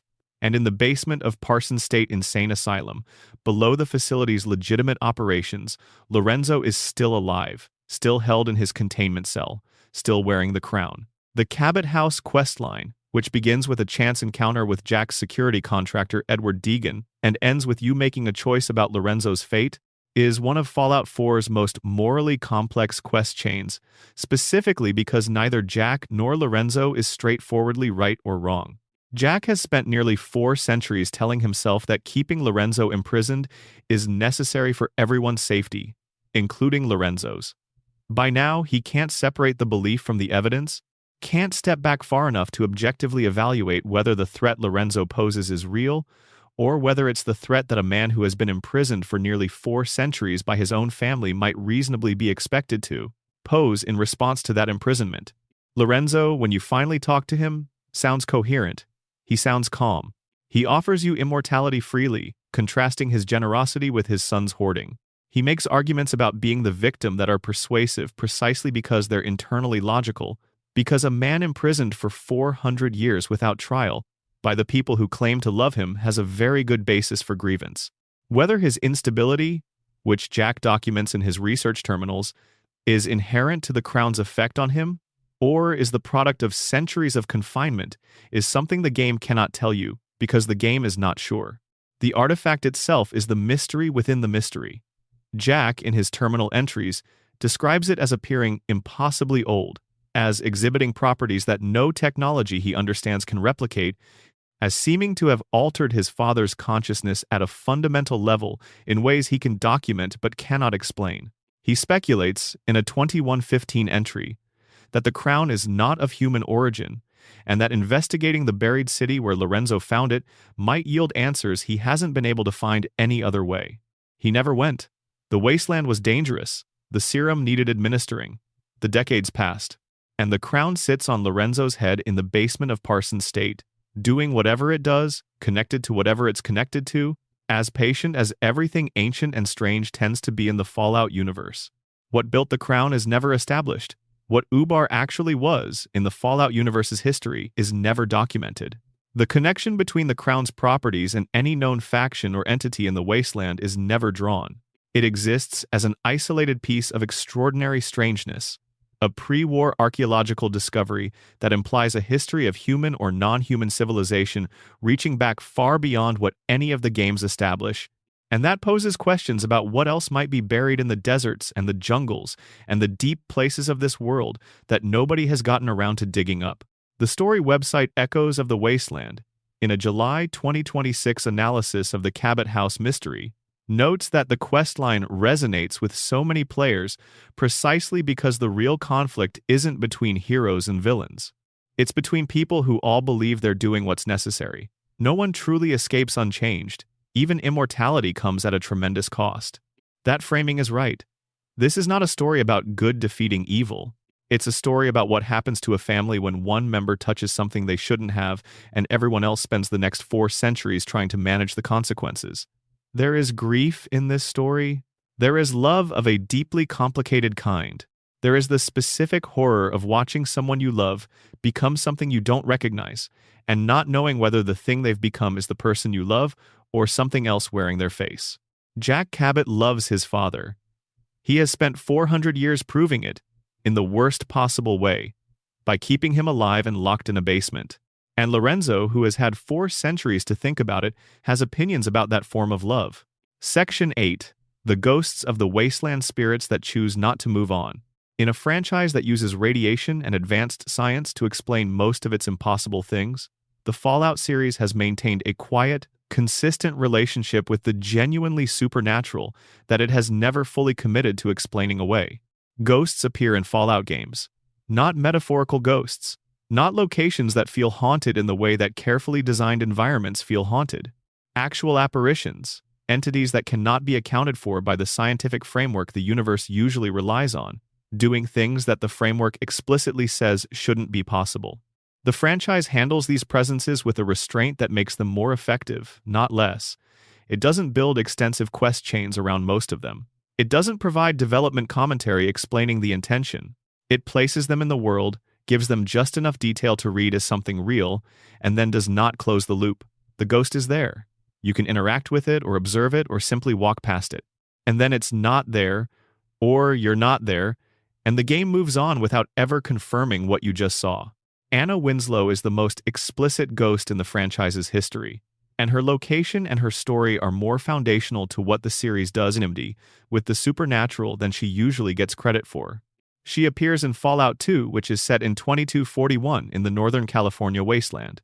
The Den is a rough community built in a valley that has become, in the post-nuclear economy, a hub for black market trade and the various industries of deprivation. It is not a location with a strong supernatural atmosphere. The game's tone in the den is predominantly social and economic, about the specific mechanics of survival in a community organized around need rather than principle. But in a ruined building near the Brotherhood of Steel's outpost in the den, at midnight, you can encounter a woman standing alone in a room that no one else is using. Her name is Anna Winslow, and the game's Fallout 2 Official Strategies and Secrets Guide describes her as a pining spirit that no one can explain. She is transparent. Her interaction with the game's physics engine is different from every other NPC in the game, and when you talk to her, if you can get close enough to initiate dialogue, she tells you that someone stole her locket and she cannot leave until it's returned. The golden locket belonged to her family. A man named Joey, a street thug whose presence in the den predates any sympathy the game offers him, took the locket from the abandoned Winslow house while Anna was unable to stop him. That act of theft trapped her. Not in the building, in the world. The locket, in the Fallout 2 universe, is the thing that holds Anna's consciousness to the physical plane, the object through which her attachment to existence is channeled, and as long as it's separated from her, she can't make the transition that dead people apparently can make when things are working correctly. This is a ghost story told with extraordinary economy, through very little dialogue and very limited visual information, and it raises questions about the Fallout universe's metaphysics that the game has no interest in answering. What is the afterlife in Fallout 2's world? Is there one? The game's references to it are oblique and contradictory, coming from characters whose reliability is always somewhat in question. Anna's existence suggests that something comes after death, that there's a state or plane or condition that she's supposed to be in and isn't, because the theft of the locket interrupted the process. But what that state is, what it would feel like, whether it's anything like the various religious traditions that the pre-war world practiced, none of this is addressed. When you retrieve the locket from Joey and return it to Anna, she disappears. What remains is a pile of bones, Anna's physical remains, which have apparently been in that building all along, even though she was standing upright and talking to you moments before. To complete the quest, you take the bones to a grave in the nearby graveyard and bury them properly, and when you do, the quest closes. This is the entirety of what the game gives you: a ghost, a stolen object, a retrieval quest, and a burial. No explanation of the mechanism. No developer commentary in the available records that addresses why the locket has this power, or why death in the Fallout 2 universe has this specific vulnerability to theft. Just the fact of Anna, and the fact that she was there, and the fact that once you gave her what she needed, she was gone. The Den of Geeks 2024 analysis of Fallout's supernatural elements frames Anna's story in terms of the nuclear catastrophe's relationship to the paranormal belief that some ghosts are tethered to ghastly, unlife by past traumas until something breaks them free. This is exactly right as a description of the narrative structure, but it doesn't explain the mechanism. Nuclear fire can do many things to the world and to the people in it, but the game doesn't suggest that the bombs created Anna's condition. Her family appears to have been in the den before the war, which means whatever keeps her trapped was in place before the nuclear exchange. The bombs didn't create Fallout's supernatural phenomena. They just removed the noise that might have made it easier to dismiss them. Fallout 4's Nuka World DLC builds its supernatural encounter with considerably more theatrical scaffolding and considerably less restraint, but achieves something similar through different means. The Grantchester Mystery Mansion is a haunted house attraction in the Nuka World theme park, based on the documented history of the Grantchester family who owned the property before the war. The history, assembled from signs and terminal entries, is this: Lucy Grantchester was a child with abilities that frightened the people around her. Whether those abilities were psychic, supernatural, or simply the kind of intense charisma and perceptiveness that the nervous people of a comfortable social class interpret as threatening, is something the game doesn't definitively establish. Her parents died under circumstances the available evidence doesn't fully clarify. Lucy was institutionalized. She escaped on her 18th birthday. She was found dead in the mansion's attic 9 days later. The mansion was built with corridors that don't follow normal architectural logic, rooms that connect to other rooms without the expected spatial relationships, staircases that don't lead where they appear to lead. The story goes that this was done to confuse Lucy's ghost, to keep her disoriented within the building and prevent her from escaping. Whether this story was constructed by the original owners, who might have believed in it, or by the theme park operators, who were primarily interested in it as a commercial attraction, the game doesn't specify. What the game does is this. Deep in the mansion's attic, accessible through a master-level lock that most players won't bother with, a little girl in pre-war clothing runs down a corridor. You can see her for a second. She turns a corner that ends at a blank wall. She goes through it and is not there on the other side. She cannot be targeted in VATS. She cannot be harmed by any weapon or ability in the game. She is not registered as a creature or NPC by any of the game's conventional interaction systems. She is simply visible for the span of a few seconds, and then she isn't. The game does not acknowledge this with a quest trigger or a companion comment or any other mechanism that would make it a significant story beat. It's just there if you're there, if you've gotten through the master lock, if you look in the right direction at the right moment. The ghost of Lucy Grantchester is the most fully implemented unacknowledged detail in the entire Fallout 4 experience. It exists in the game's code, it appears visually, it cannot be interacted with, and the game never makes you confront it. If you miss it, you miss it. If you see it, you see it, and then you carry it with you through the rest of your playthrough. A small, bright piece of genuine, inexplicable strangeness in a game that usually explains its inexplicable things. There are other ghosts, smaller and quieter, that the franchise has accumulated over the years. Fallout New Vegas has locations where the line between environmental storytelling and actual supernatural presence becomes genuinely unclear. Fallout 76 is built on West Virginia folklore, a tradition rich in ghost stories that predate the game's setting by centuries, and the game's most atmospheric locations lean into this without ever fully committing to a ghost on screen. There are holographic projections throughout the games that can read as something more than technology if you encounter them in the right state of attention. What all of these ghost stories in Fallout share, regardless of their explicitness, is a preoccupation with attachment. Anna Winslow's locket, Lucy Grantchester's mansion, the implicit weight of the Vault 11 sacrificial chamber, where the sense of accumulated presence doesn't require a ghost to be visible to be felt. These are places and objects and stories where someone's relationship to something, or something's relationship to a place, was strong enough to outlast the body. In a franchise fundamentally about aftermath, about the weight of what was lost and the difficulty of building anything when the loss is so total, this is a resonant kind of horror. The ghosts in Fallout are not necessarily terrifying. Some of them are sad. Some of them are simply there, present and unavoidable, the way all the things you can't quite let go of are present and unavoidable. The Wasteland has lots of those, more than 2 centuries of them, accumulating quietly in the buildings and the soil and the places where something terrible happened, and nobody cleaned it up properly. Because cleaning things up properly requires more than you have in a post-nuclear world. Section 9. Cryptids of Appalachia. What moved into the hills when everyone left? West Virginia is a state that the rest of America has always found somewhat difficult to think about clearly. This is partly geographical. The mountains and hollows and rivers create a landscape that operates on different scales than the flatter, more traversable parts of the country. Partly historical, with an economic and social complexity that got flattened into mythology in both directions at different times and never quite recovered its specificity.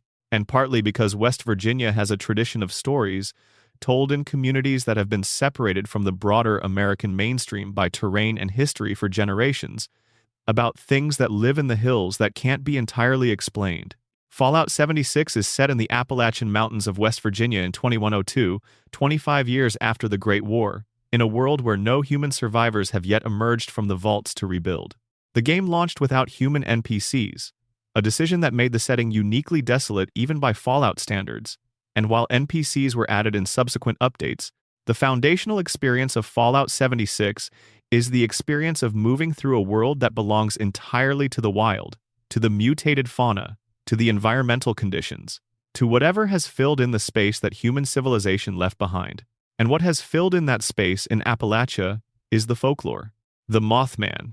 In the real world, the Mothman's association with Point Pleasant, West Virginia, runs through 13 months between November 1966 and December 1967.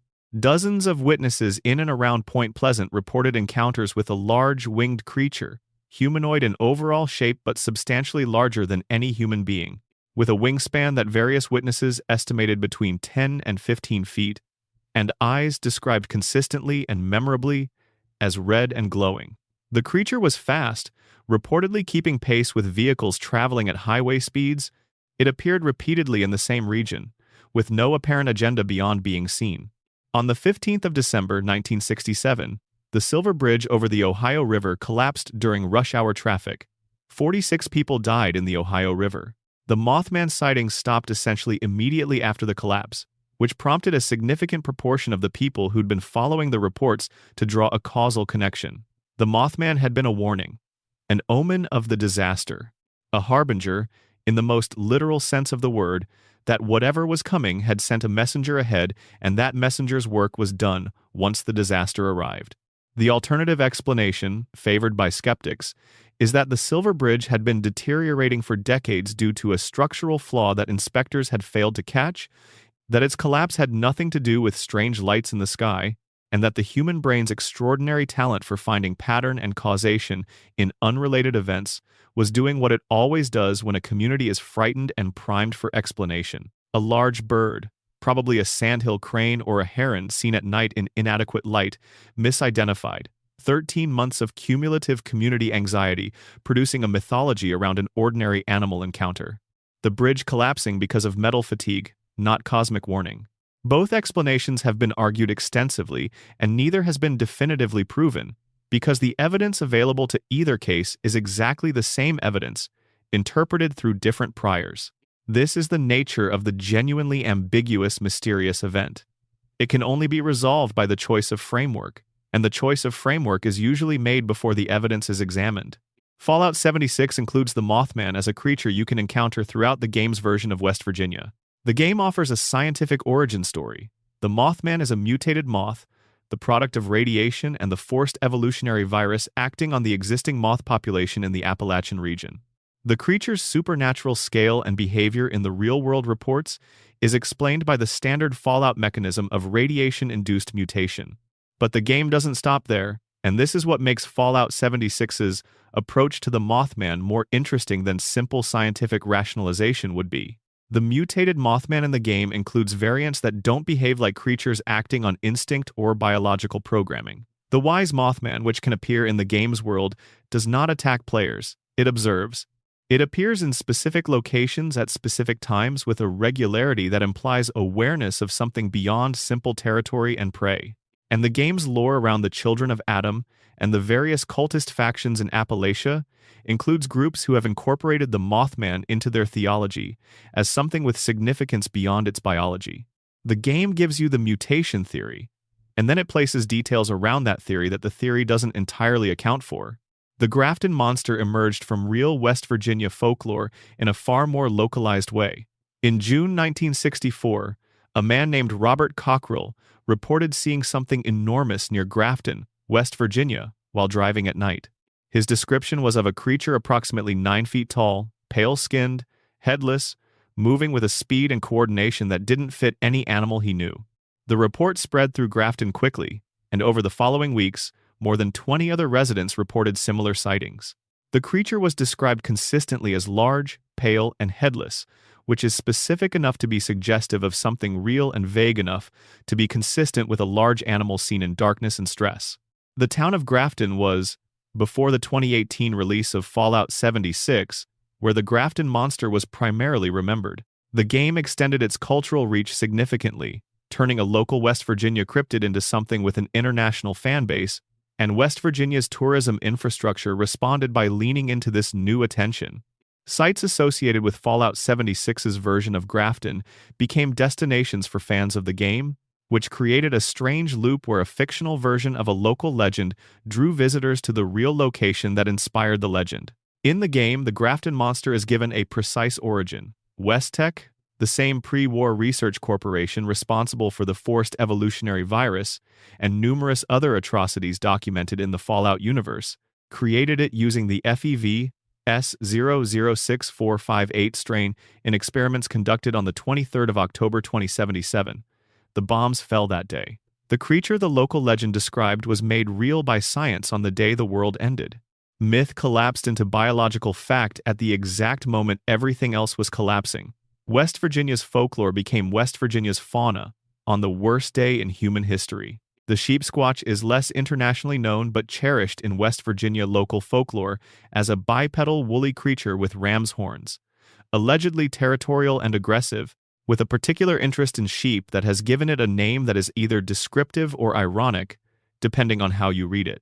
Fallout 76 builds an entire quest arc around it through the character of Calvin Van Lowe, a cryptid hunter who devoted his life to finding and documenting the sheep squatch.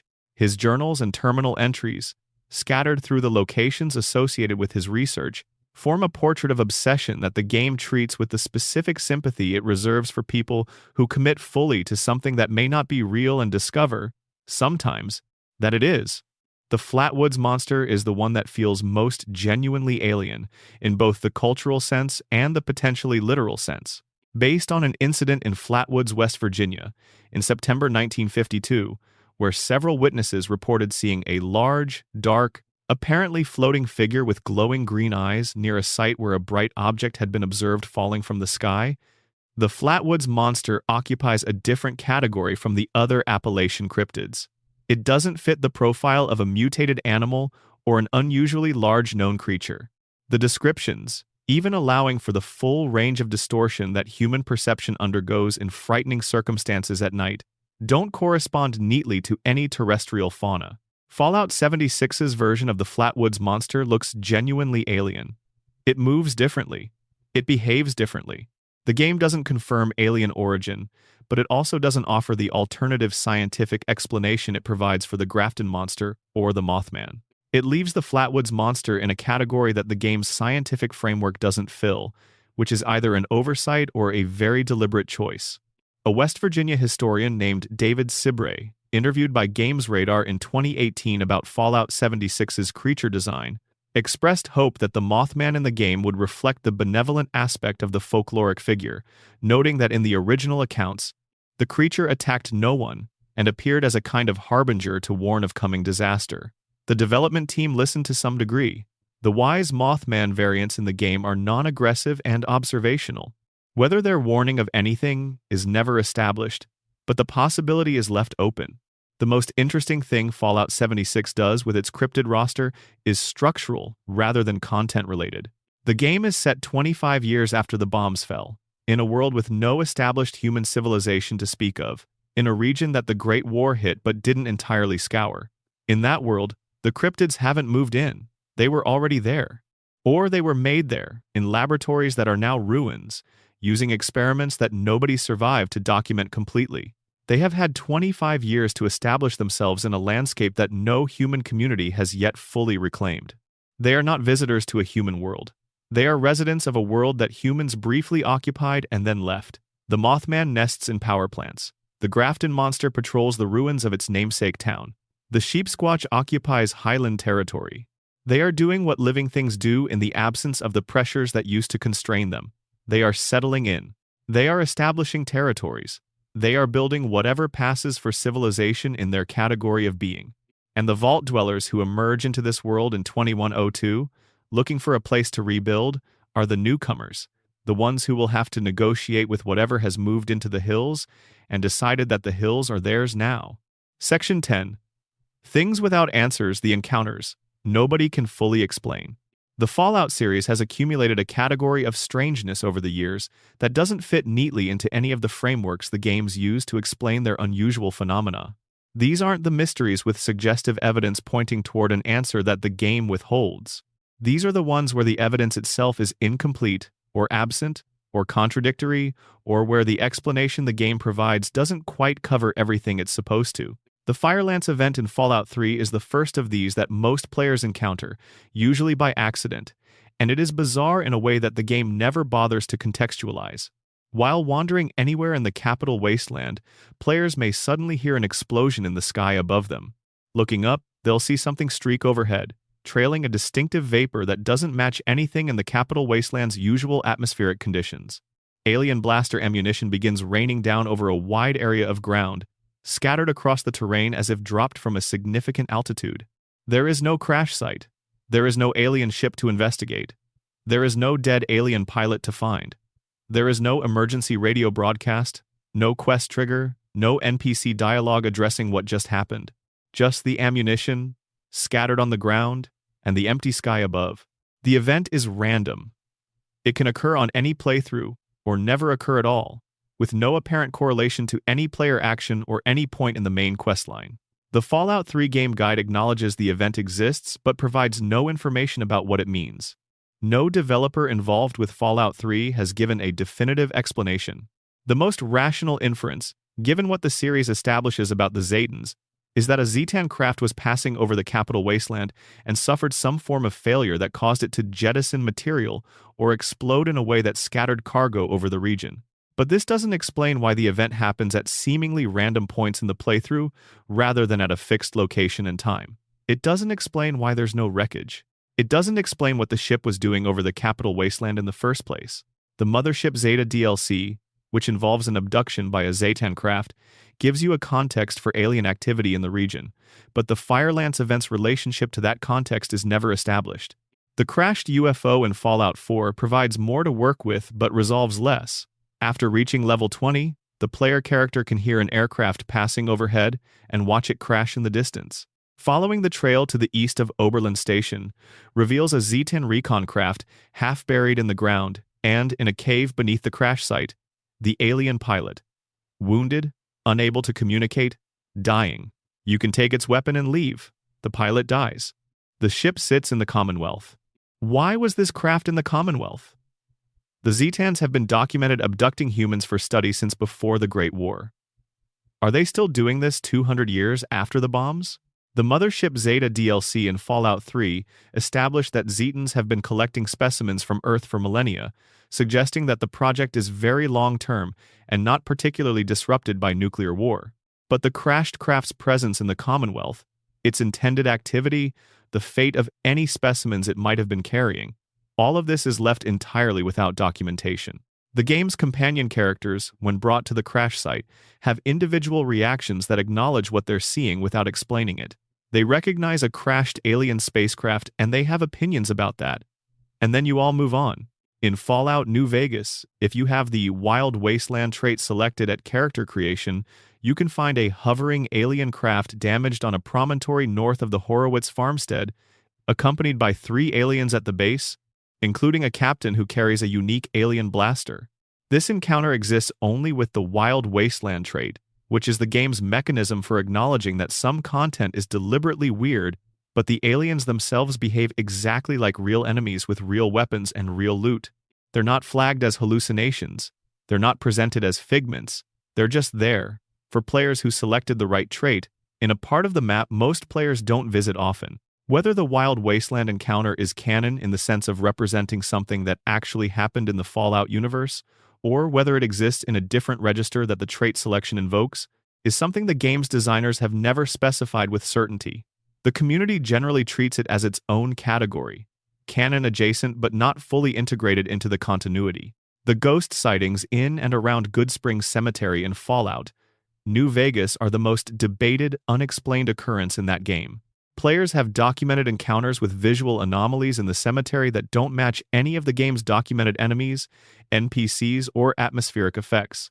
Figures that appear at certain times of the game's day-night cycle in specific locations within the cemetery and disappear when approached or when the player's attention shifts. Several players have gone to considerable lengths to document these encounters, including video recording of their playthroughs, and the community response to this documentation has been divided between "this is clearly a bug or graphical artifact," and "this is clearly intentional." Modders and data miners who've examined the game's files have not found anything in the asset list that definitively accounts for these figures. This isn't conclusive either way. The game has areas of its code that are not fully documented, and the absence of a specific asset doesn't mean the visual anomaly couldn't be produced by an interaction between existing assets under unusual conditions. But it also doesn't explain it. The Mother of Far Harbor is perhaps the most elegantly constructed unexplained entity in the entire franchise. She is described in loading screens and in the dialogue of several Far Harbor residents as a figure who appears to people in need, particularly to people lost in the fog that blankets the island or in distress at sea. She is treated by some residents as a myth and by others, very clearly, as someone they believe they have encountered personally. The game builds the sense of her presence through accumulation of these references without ever confirming what she is, whether she's a ghost, a hallucination produced by the peculiar radiation of the island, a person with unusual survival capabilities, or something that exists outside those categories. She never appears.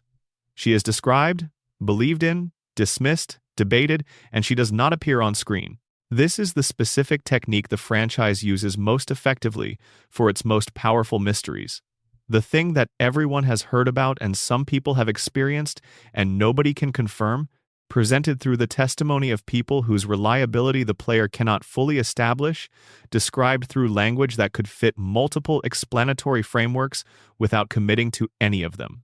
The mother is more present in Far Harbor for not appearing than she would be if you could find her in a specific location and interact with her and close the quest.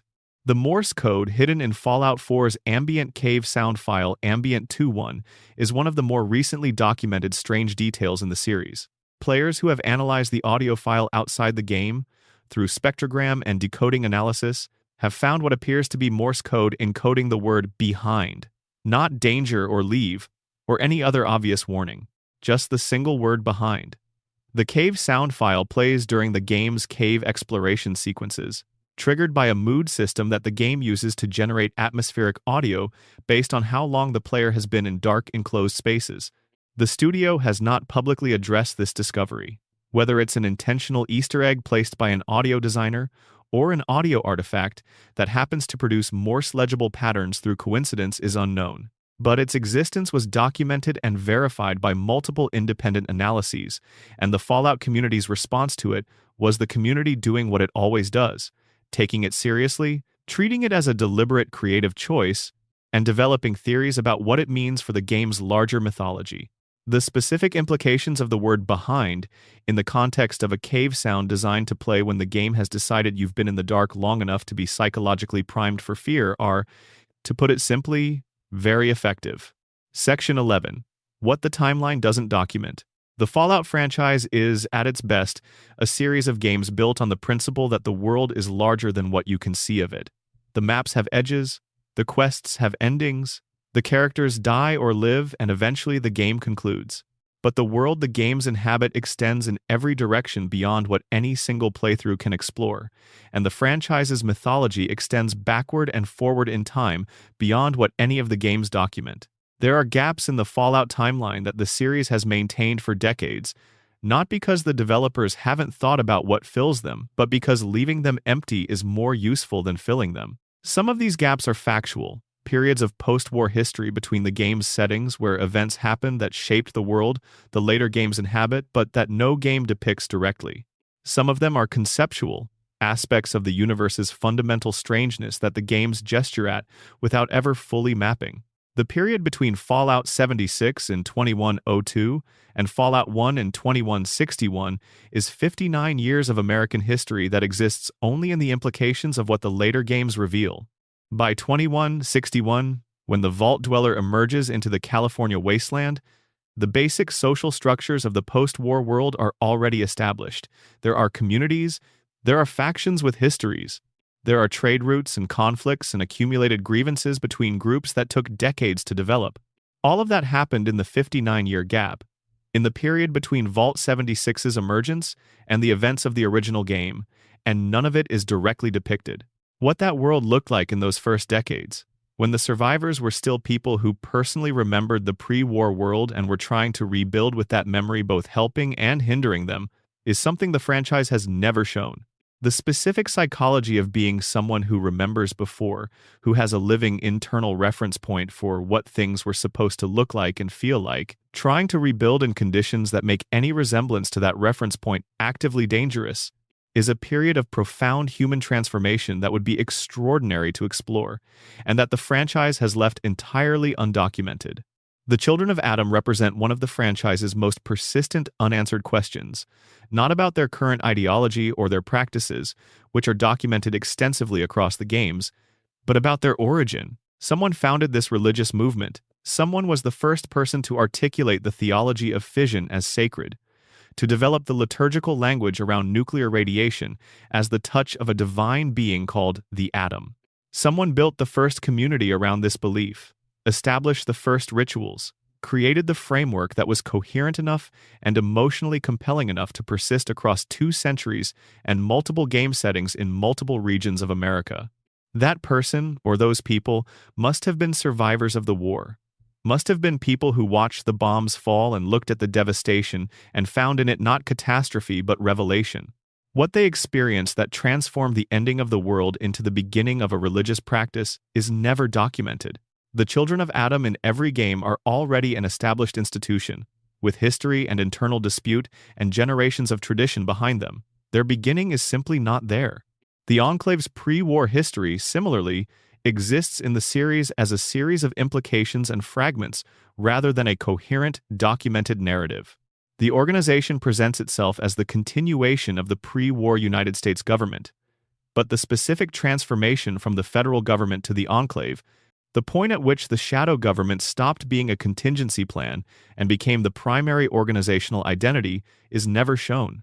The people who made that transformation, who decided that the secret continuation of executive authority was more important than the continuity of any of the things that authority was supposed to govern, are ghosts in the historical record, present only as consequences. The Fallout TV series, released in 2024 and expanding the franchise's canonical lore significantly, revealed that Vault-Tec executives may have been responsible for initiating the Great War, nuking the world deliberately to ensure they were the last organization standing in a position to govern the survivors. This is a significant lore development that changes the moral valence of everything that follows in the timeline. But it also deepens the mystery of who specifically made that decision, in what room, with what reasoning, at what moment did the plan transition from theoretical contingency to actual execution. The meeting that the show depicts, in which Vault-Tec executives discuss using the coming nuclear exchange as an opportunity, is chilling precisely because it looks so ordinary. People in office clothing, sitting in a meeting room, using corporate language to discuss the deliberate murder of most of the population of Earth. The banality of it, the way the most catastrophic decision in human history is made in the same register as a quarterly earnings review, is the show's most effective horror beat. And the individuals in that room, the specific people who voted yes or abstained or left the room and then came back the next day and got on with their work, are characters the franchise has never fully examined. The gap between what the Fallout universe shows you and what it implies sits in most places at a comfortable distance from the action. You're playing a story in the foreground. The background extends in every direction. The things in the background are there because the foreground wouldn't feel real without them, without the sense that the world goes on past the edges of the map in every direction and contains more than any player will ever see. But sometimes you brush up against the edge of the documented world and feel very clearly that something is on the other side of it, something that the games have been building toward but haven't yet arrived at, something that the Dunwich mythology and the mysterious stranger and the crater in the desert where Ubar used to stand are all circling from different directions. The Fallout universe is very large, and a significant proportion of what's in it is in the dark. Section 12. What the Wasteland Keeps in the Quiet. It is very late now, or very early, in that specific way where the distinction between those two things stops mattering, because you've been in the dark long enough that time has started operating by different rules than it does in the daylight. There is something about the Fallout universe that works differently in the quiet hours than it does at any other time. Not because it was designed specifically for those hours, though it was clearly designed to accommodate them, built with the understanding that the people who love it most will stay in it longer than the light allows and will keep going into the dark, because the dark is where the most interesting things are. It's because the thing the franchise is about, at its deepest level, maps so precisely onto what it feels like to be awake when everyone else is asleep. At 3 in the morning, the world outside your window has a different texture from its daytime self. The familiar sounds are absent, the unfamiliar ones are present. The shapes of things that you know completely in the light have edges that you can't quite resolve in the dark, and so your brain works harder, finds more in them, reaches for patterns that the daylight would dismiss as obvious. That's the wasteland all the time, for everyone in it. The people of the Fallout universe live in what was once their home territory, now transformed past recognition, and they navigate it with a combination of resourcefulness and grief and dark humor that has always been one of the franchise's most convincingly human qualities. They build settlements in ruins. They salvage things from the debris of the world that used to exist and find new uses for them. They tell stories about the time before and pass them down to children who have no living memory of it and who relate to it the way we relate to history, as something real but untouchable, shaped into meaning by the telling and retelling. In those settlements, in those repurposed ruins, in the spaces between communities where the wasteland is simply itself without human management, there are the things we've been talking about tonight. The altar below the quarry, the ghost in the ruined house at midnight, the man in the trench coat who fires once and vanishes, the swamp that holds the dead of 2 centuries in its roots, the casino sealed with its guests inside, maintained by security systems that haven't learned the difference between protection and captivity. These things are not anomalies in the wasteland. They are the wasteland's most honest expression. They are what you get when a civilization ends abruptly, without resolution, without any of the ordinary processes of closure that people and institutions usually undergo. When there is no time to wrap up the story doesn't end. It just stops being told by the people who were telling it, and then it continues without them, in the spaces they left behind. Ugg Qualtoth was in the rock before the bombs fell and is in the rock after them. The mysterious stranger was walking the wasteland before the first Fallout game was set and is still walking it in the last one. Anna Winslow has been given her rest, her locket returned, and her bones buried, which is the best resolution available in a universe that rarely offers better. The Sierra Madre is still sealed, its ghost people still moving through the cloud, its vault still full of currency that no longer has an economy to give it value. Lorenzo Cabot is alive or dead depending on what choice you made, and if alive, he is wearing a crown that came from a ruined city in the desert and that nobody has adequately explained in nearly 400 years of trying. The cryptids of Appalachia have settled into their territories. The Mothman observes from wherever it observes from. The Grafton monster occupies the town that named it. The 5 survivors of Vault 11 are long dead, their refusal documented in audio files that play in the facility's computer systems if you connect to the right terminal and wait long enough. And somewhere in the wasteland, in a location that none of the games have yet taken you, there is the answer to at least one of these questions. Maybe more than one. The franchise is still going. There are more games coming. The threads that have been running for 30 years are still running, still extending, still accumulating weight as more material is added to them. But for tonight, in the quiet and the dark, the questions are enough. Questions are, in a lot of ways, what the Fallout universe does best. It gives you just enough to care about not knowing. It gives you the shape of a thing without the thing itself, the shadow without the object casting it, the record that stops mid-sentence and leaves the rest of the sentence forever pending. The coffee mug in the Vault 11 sacrificial chamber, the guitar sting that plays and then resolves and then silence, the pale figure running down an attic corridor and walking through a wall that shouldn't be passable. You carry these with you. They become part of how you read the wasteland. Every ruin you enter after Dunwich has a little more of Dunwich in it. Every silhouette in a hat and trench coat makes you look twice. Every swamp has the specific weight of Point Lookout. Every casino has the implication of the Sierra Madre. The Fallout universe is generous in this specific way. It gives you not just the experience of exploring its world, but a new set of eyes to see with while you're doing it. Eyes that are a little more attuned to what's in the dark. A little more comfortable with the question rather than the answer. A little more willing to stand at the edge of the unexplained and look into it rather than away from it. That's what these stories do when they're good. They don't close, they open. Sleep well out there, wherever you are. Or don't. The wasteland is patient. Whatever is in the rock at the bottom of the Dunwich borers, Quarry has been waiting for much longer than one night. It can wait a little longer. If you stayed all the way through this one, you are genuinely wonderful, and I mean that. Drop a comment with your location and the time it is where you are. I always love knowing where people are watching from when they settle in for these long ones. Let me know which of these mysteries sits with you the most, or if there's a Fallout story I didn't get to that you'd want to hear about next time. Subscribing genuinely helps keep this channel going, and if you've been here for a while and haven't yet, now's a good moment. There's more of this coming. Until then, step carefully in quarries.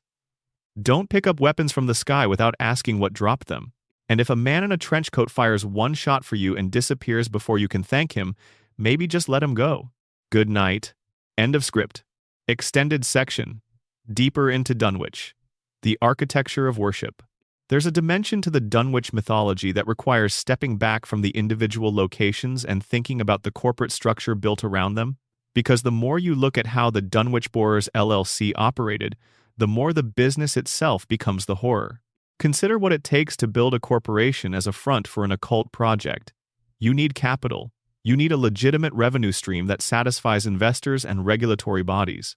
You need workers who believe they are doing ordinary work, drilling tunnels and quarrying marble for perfectly ordinary commercial reasons, without understanding that the project they've been hired for has a different goal at its center. You need, above all, patience.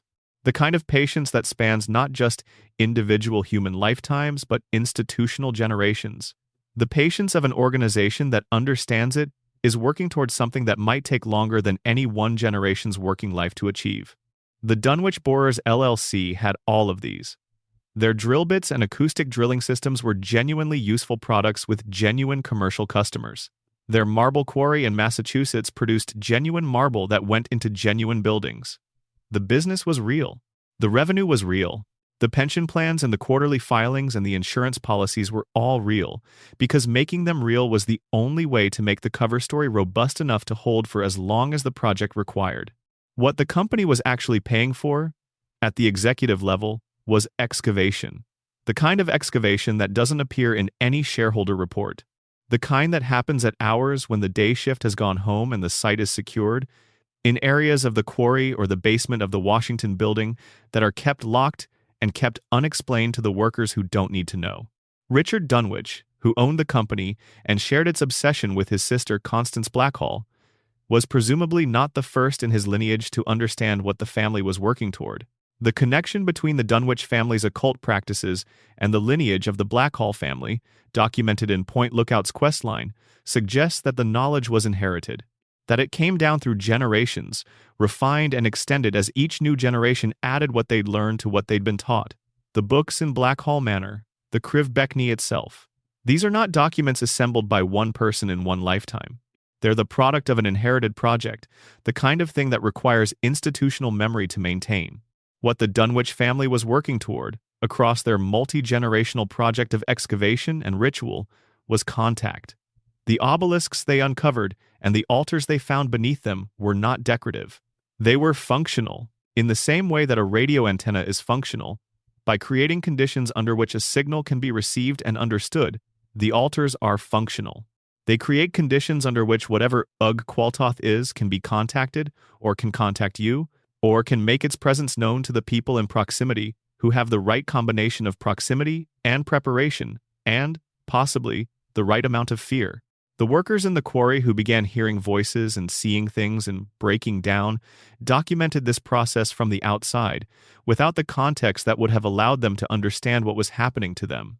From inside the knowledge the Dunwich family possessed, the workers' experience would have been legible, expected, perhaps even desired, in the sense that a scientist might expect and desire a specific reaction from a test subject, because the workers' psychological deterioration was evidence that the excavation was proceeding correctly, that they were getting close enough to the right depth. This is not a comfortable thought.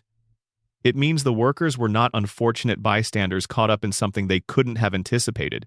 They were placed there, deliberately, in a location where the company knew something was below them, at a depth that the company intended to reach, hired to do work that the company knew would expose them to whatever effect proximity to the ancient altar produced. They were test subjects in an experiment whose parameters they had no access to. And then their terminal entry stopped, and the quarry was abandoned, and the raiders moved in, and 200 years passed. And you walked down there with your Pip-Boy and your weapons and your experience points and found what they found. The experience of finding it felt to you probably like discovering an interesting secret in a game world. For them, it was the last thing they documented. The difference in those two experiences, and the ethical weight of the Dunwich family's decision to make them possible, is something the game doesn't comment on, but that sits in the architecture of everything the Dunwich locations show you. Extended section. The full shape of Vault 11's horror. There is a detail in Vault 11 that doesn't appear in any terminal entry, and that the game's designers never publicly commented on. And yet it might be the most disturbing thing about the entire location. It has to do with the Overseer's office. The Overseer's office in a Fallout vault is always a place of authority.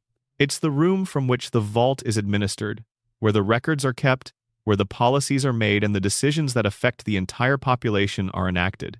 In most vaults you explore, The overseer's office is the place you go to understand what was happening at a systemic level, the room that contains the documentation of the experiment's parameters and the administrative perspective on how it was going.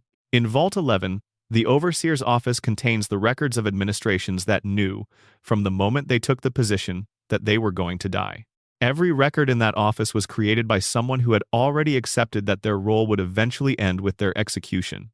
Every policy decision, every personnel file, every record of voting bloc negotiations and political maneuvering was created with the backdrop of personal mortality that was not ordinary mortality, but scheduled mortality. Mortality. With a date that was known and counted down to, and presumably present in the background of every working hour. The psychology of that is genuinely strange to think about. Most people, when they know they are going to die at a specific time, become incapable of functioning normally. The awareness of imminent mortality tends to dominate cognitive and emotional processing in ways that make sustained productive activity extremely difficult.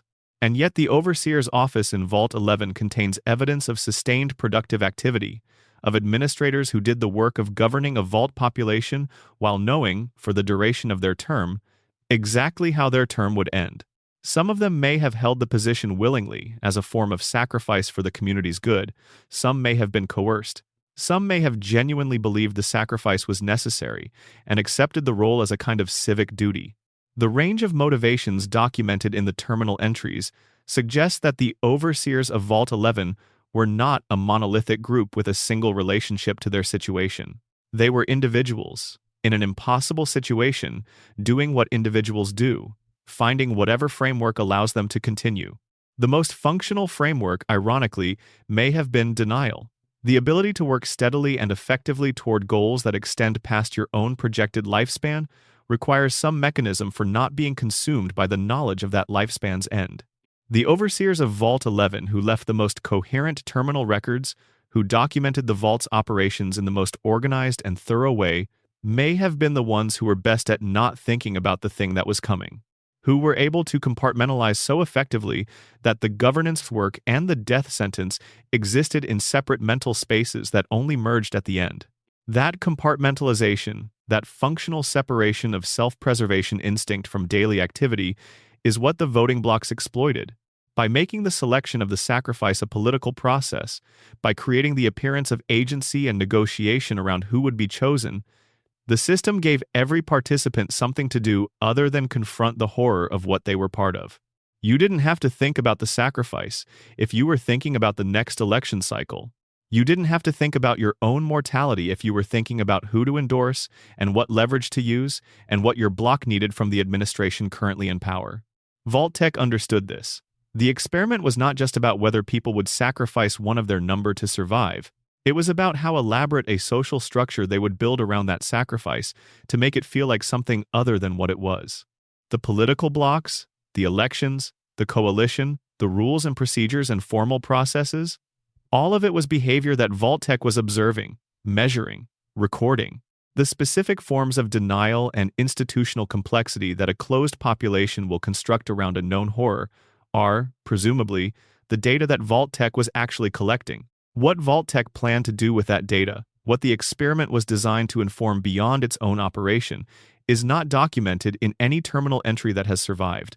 Whether the findings were meant to inform some aspect of the Vault-Tec project as a whole, or whether this specific experiment was conducted on behalf of some pre-war government interest in population management under extreme conditions, or whether it was simply one of many experiments running in parallel that no single executive had the full picture of, the game doesn't say. The vault is silent now. The experiment is concluded. The data, if it was ever compiled, was presumably lost with the rest of the pre-war world's records when the bombs fell on whatever facility was supposed to receive it. The only record of what happened in Vault 11 is what you find when you descend into it yourself. The terminals, still on, still logged into accounts that belong to people who have been dead for decades. The voting bloc banners on the walls. The overseer's office, still organized, still functional in the sense that everything is where it was left when whoever last used it decided they were done using it. And somewhere in the sacrificial chamber, which is where you end up if you follow the quest far enough, the audio file that contains the 5 survivors' refusal and the automated system's response plays if you access the right terminal. You can listen to the moment when the lie was finally confronted, when the people inside the machine decided to stop feeding it. You can hear it, and then you can climb back up through the vault's levels and walk out into the Mojave and watch the sunset over the desert and feel, if you're paying attention, the specific weight of knowing that the 5 people who came out of there before you didn't survive long enough to see many more of those. Extended section: The physics of the mysterious stranger. One of the more interesting aspects of the mysterious stranger question is what his behavior, as a consistent pattern across 6 games, implies about the rules governing his existence. He always fires one shot. In every game, in every VATS sequence where he appears, the stranger fires exactly one shot. Not 2 if the first misses. Not 0. 1, always, and always at the right target. The precision isn't just mechanical, a matter of the 44 Magnum stopping power being sufficient to kill whatever enemy is on the receiving end. It's structural. The stranger's entire intervention is built around the singular action. One shot, and then leaving. This tells you something about his relationship to whatever he's doing, whatever his presence in the wasteland represents. He's not a fighter. He doesn't join combat, doesn't commit to the engagement, doesn't take on any of the risk of the encounter beyond the single shot. He appears, he fires the shot that matters, and he removes himself from the situation before it can develop further. This is a very specific kind of helpfulness. It's not the helpfulness of an ally, someone who commits to your cause and shares the risk. It's closer to the helpfulness of an instrument of fate, something that ensures a specific outcome without involving itself in anything beyond that outcome's production. The supernatural helper figure in folklore, which the mysterious stranger strongly resembles in behavioral terms, typically operates with exactly this kind of precision. They appear when the hero genuinely needs them, they provide exactly what the hero needs and nothing more, and they vanish before any obligation or relationship can be established. They don't want gratitude. They don't want company. They don't want anything from the interaction except the completion of the specific intervention they're there to make. In many folkloric traditions, this kind of supernatural assistance is karmic rather than personal. The helper isn't specifically invested in this hero as an individual. The helper is responding to a general principle, to the sense that this person in this moment deserves to survive, or that something larger requires them to survive for purposes that extend beyond the immediate moment. The helper's appearance is the universe's way of indicating that the outcome that would otherwise occur is the wrong one. The Fallout universe, with its karma system in the earlier games, is not philosophically opposed to this interpretation. The mechanics of good and bad karma, the idea that actions have moral weight that accumulates and influences how the world responds to you, provides a framework within which a being that monitors and responds to moral weight could exist and make sense. The mysterious stranger's timing, the way he appears specifically when the odds are against you, and specifically when the luck attribute is high, is not just a mechanical quirk of the perk system. In-world, it suggests that he appears in response to a convergence of need and fortune, that his presence is drawn to moments when chance and necessity align in a particular way. If the luck attribute represents something real about the character's relationship to probability, and the in-universe fiction of the Fallout games generally treats it as representing something real rather than as a pure mechanical abstraction, then the stranger's responsiveness to luck is a clue about the nature of what he is. He goes where the luck is. Or he is what luck looks like from the outside, when the probability that you should survive intersects with the probability that you won't. Nick Valentine's frustration with the stranger, his inability to hold on to the observation long enough to do anything with it, might be the game's way of suggesting that the stranger exists in a relationship to perception that ordinary objects don't. Not invisible, but somehow resistant to being fully observed. Noticing him is possible. Noting his presence in memory, and then acting on that memory in any meaningful way is apparently much harder, as if the action of acting on the observation interferes with the ability to complete it. This is again consistent with certain folkloric traditions around supernatural entities, particularly those that are supposed to operate in the world without being fully part of it. The figure that you can see in the moment, but that your memory keeps sliding off, that you know was there but can't quite reconstruct in useful detail afterward. The being whose existence is easier to accept in the present than to retain in the past tense. Maybe the mysterious stranger has been doing this since before the bombs fell. Maybe he was walking the paths of the pre-war world, appearing in moments of extreme need, firing his shot, and vanishing, and the records of those appearances are buried in everything the war destroyed. Maybe what we see in the games is just the latest chapter of something that has been happening for much longer than anyone has been keeping records of it. And maybe the lonesome drifter, sitting at his campfire in the Mojave with his father's gun and his father's songs and his father's conspicuous absence, knows more about what his father actually is than anyone who hasn't spent a lifetime thinking about it. Extended section. The chemistry of Point Lookout. What the Point Lookout DLC does with radiation and chemistry is worth examining in some detail because it represents one of the more sophisticated ways the franchise has used its science fiction toolkit to generate genuine horror rather than simply exotic enemies. The swamp gas in Point Lookout, bubbling up through the wet soil and releasing invisible, combustible bursts throughout the landscape, comes from the decomposition of bodies in the Civil War mass graves. This is presented as a factual element of the environment, consistent with real-world chemistry. Decomposing organic matter in anaerobic conditions produces methane. The specific horror of it is the provenance. The gas you're navigating around, the gas that creates environmental hazards throughout the location, is the direct product of human death from more than a century before the bombs fell. Point Lookout is a place where the past physically rises to the surface, not metaphorically, chemically, and then the radiation modifies it. The specific interaction between pre-war Civil War graves and post-war nuclear fallout, between the chemistry of decomposition and the chemistry of radiation exposure, is something the game doesn't document in detail, presumably because the detail would exceed what any game environment can reasonably convey. But the suggestion is that the combination creates something different from what either element would produce alone. The atmosphere of the swamp, the specific quality of the air that makes it feel wrong in ways that aren't reducible to visual design or audio, is the product of this interaction. This is the Fallout universe's most direct engagement with the idea that a place can be changed by what happened there, that history leaves physical residue, that the chemistry of a location can be altered by the events that occurred in it, in ways that persist and accumulate and eventually produce environments that are categorically different from what the underlying geography would suggest. It's an idea that horror literature has worked with extensively, the haunted place as a place where the past has physically manifested, but Point Lookout grounds it in a version of real chemistry that makes it feel less like metaphor and more like literal truth. The swamp folk who've lived on the peninsula for 200 years have been breathing this air their entire lives. The radiation has affected their genetics across multiple generations. The specific mutations that have produced their current appearance and behavior have been shaped not just by general nuclear fallout, but by the specific chemical environment of Point Lookout, which is different from the chemical environment of anywhere else in the capital wasteland because of the specific history of what happened in Point Lookout before the bombs fell. They are, in a very real sense, the product of that history.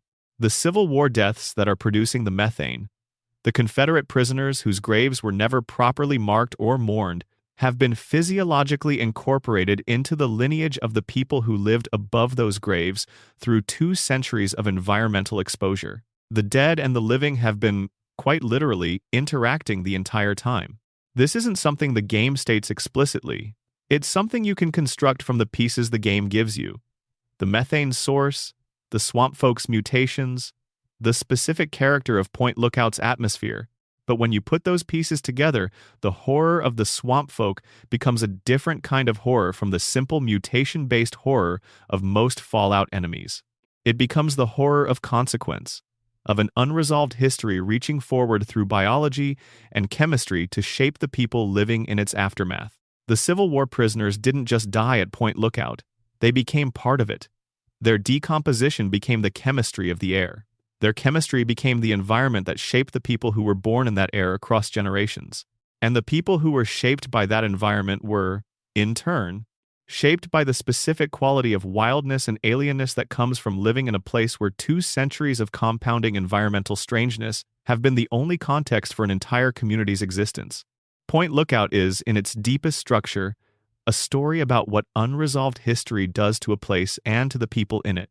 It doesn't resolve the history. It doesn't give the Confederate prisoners proper burial rights or formal recognition or any of the closure that they didn't receive in real life and don't receive in the game. It just shows you a world where that unresolved history has been producing physical consequences for a very long time and asks you to walk through those consequences and feel their weight. Extended section. The Economics of the Sierra Madre. Frederick Sinclair was, by the evidence of everything the Dead Money DLC reveals about him, a man of contradictions that he never managed to resolve. He built the Sierra Madre as a monument to luxury and to his own success, but he also built it as a fortress. The distinctions between those two goals should have been obvious, but Sinclair apparently believed he could accomplish both simultaneously, that you could build something beautiful and impenetrable without one goal compromising the other. The history of the Sierra Madre is, in one reading, the history of what happens when those two goals turn out to be irreconcilable. A luxury resort security system is designed to protect guests from thieves and to make guests feel safe without making them feel like they're in a prison. The architecture of safety and the architecture of luxury have to serve each other, with the safety infrastructure invisible, or at least unobtrusive enough that the guests can enjoy themselves without being constantly reminded that they're being protected. This is ordinary hospitality design. But Sinclair wanted something more than ordinary hospitality safety. He wanted a building that could survive a nuclear war, which is a fundamentally different design parameter from a building that can exclude thieves. A building that can survive a nuclear war has to be sealed in ways that create genuine barriers, not just deterrents. It has to have systems that can respond to extreme external threats automatically, without requiring staff to operate them. And those systems, almost by definition, cannot distinguish between external threats that need to be excluded and guests that need to be protected once the system activates. Sinclair must have known this. He was building the facility, overseeing the design and construction, commissioning the systems. He would have been present in the meetings where the security hologram parameters were established, where the lockdown protocols were specified, where someone would have said, out loud, "If the system activates, nothing leaves the building." He kept building anyway. The terminal entries in the Sierra Madre suggest that Sinclair was motivated, at some level, by the belief that the facility would need to serve as a refuge, not just as a resort. That the world was going to end, or something like the world was going to end, and that the Sierra Madre was his response to that knowledge. Not an escape from the end, but a container for what would survive it. This is, when you look at it directly, a form of madness that masquerades as preparation. The belief that you can build a box strong enough to contain the catastrophe, that the specific scale of the disaster can be limited to what falls outside your walls, is not rational. Nuclear war cannot be survived in a sealed building in the middle of a desert by the population that happens to be inside it on the day the bombs fall. The fallout alone, the long-term radiation exposure, would make survival past the medium-term extremely difficult even in the most optimally designed shelter. The cloud that developed from the Sierra Madre's own chemical systems was worse than the fallout. Sinclair built a trap and convinced himself it was an ark. The distinction between those two things is what the DLC is examining. Dean Domino's experience of the Sierra Madre is the other side of this. He came to the casino not as a believer in its owner's vision, but as a schemer who intended to exploit what the casino contained. His jealousy of Sinclair, his plan to steal the vault's contents, his manipulation of Vera keys, all of this represents a relationship to the Sierra Madre that is about extraction rather than preservation. He wanted what was in the casino, not the casino itself. He wanted the value, abstractly, separated from the thing that contained it. And then the bombs fell, and he spent 200 years learning, in the most intimate and unavoidable way possible, that the Sierra Madre could not be reduced to its extractable value, that the casino and its contents were inseparable, that getting to the vault meant surviving everything the casino had become in the absence of its intended guests, and that surviving everything the casino had become required a commitment to being inside it that far exceeded whatever commitment Dean had made when he came to steal from it. His obsession, over those 2 centuries, changed. It stopped being about getting what was in the vault and started being something harder to name. The Sierra Madre had become his whole world, because for 200 years it had been his whole world, and the plan to take from it and leave had become a plan to survive in it, and then take from it and leave, and survival had been so demanding that the leaving had receded and kept receding. The gold in the vault is, at the DLC's conclusion, revealed to be almost exactly as valuable as what you paid to reach it. If you carry it out, you can barely move. It weighs you down in the most literal mechanical sense. The Dead Money DLC is very explicit about this.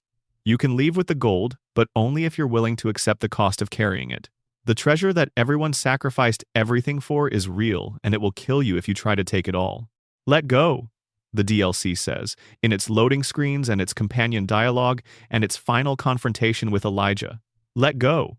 Not of everything, not of your life, and not of your goals, but of the specific thing you've attached your survival to, because no specific thing is worth what the Sierra Madre charges for it. Whether that lesson was ever learned by anyone it was intended for is a different question. Elijah couldn't learn it. Dean might have, depending on your choices. The Sierra Madre itself, still sealed, still maintaining its cloud and its ghost people and its vault full of gold, seems indifferent to what lessons it teaches. It is still there, still waiting, still playing Vera's recordings in the empty concert hall.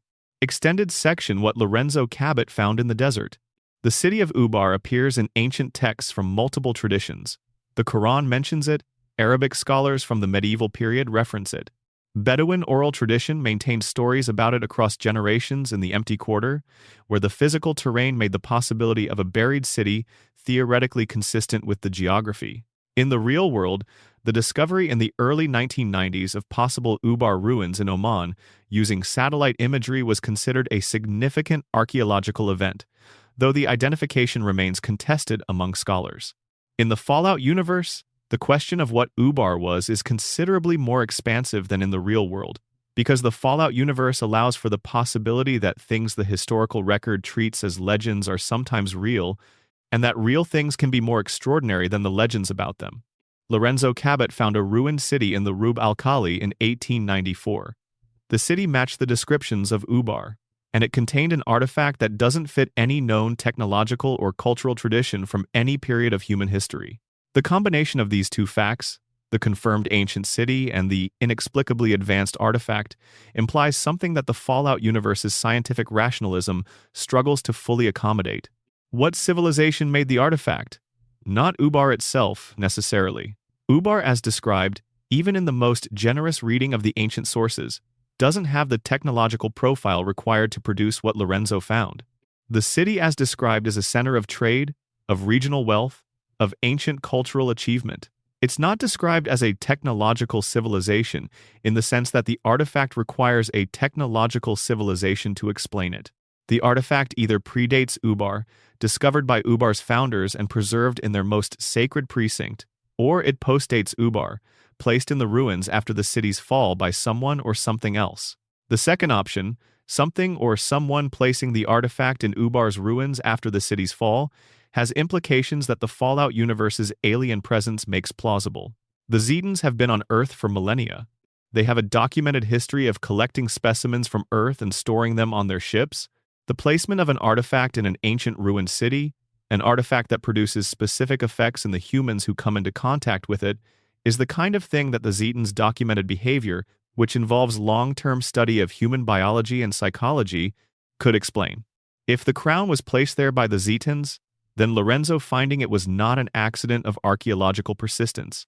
It was the culmination of a process, the discovery of something that was waiting to be discovered, something left in a place where the right kind of person would eventually dig deep enough to find it. The crown changing Lorenzo's physiology and psychology upon contact would be consistent with this. It's a test or a tool, designed to produce a specific effect in human beings, applied to the first human being who put it on. The immortality that it grants, mediated through Lorenzo's blood, is then not a gift, it's a side effect, or a feature of the test. Keeping the test subject alive indefinitely, in a state of ongoing physiological alteration, generating blood that affects other humans in specific ways, is something a Zetan research program might want.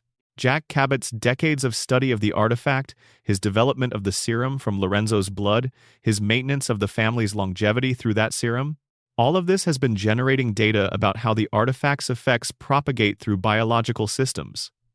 Data that, if someone is collecting it, has been accumulating for nearly 4 centuries.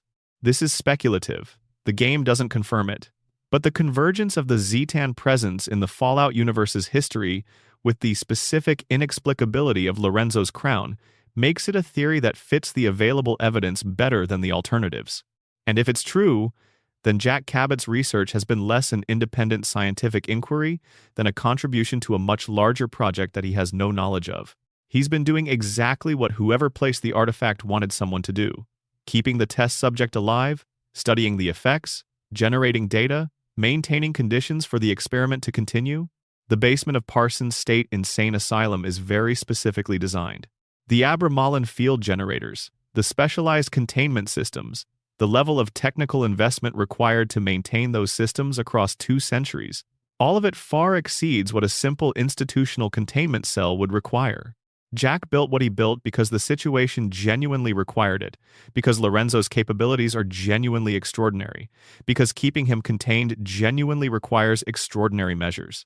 But the effect of those measures, whatever their motivation, is to ensure that Lorenzo remains in the same place for a very long time, accessible to the family, generating serum, demonstrating effects, documented. The family that built the prison is its first prisoners. Extended section. The folklore architecture of Fallout 76.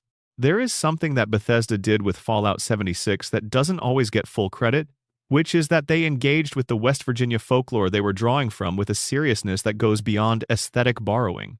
They consulted with West Virginia historians and folklorists during development. They worked to understand the specific cultural contexts from which the legends they were using had emerged, rather than simply extracting the names and basic descriptions and dropping them into a post-nuclear setting.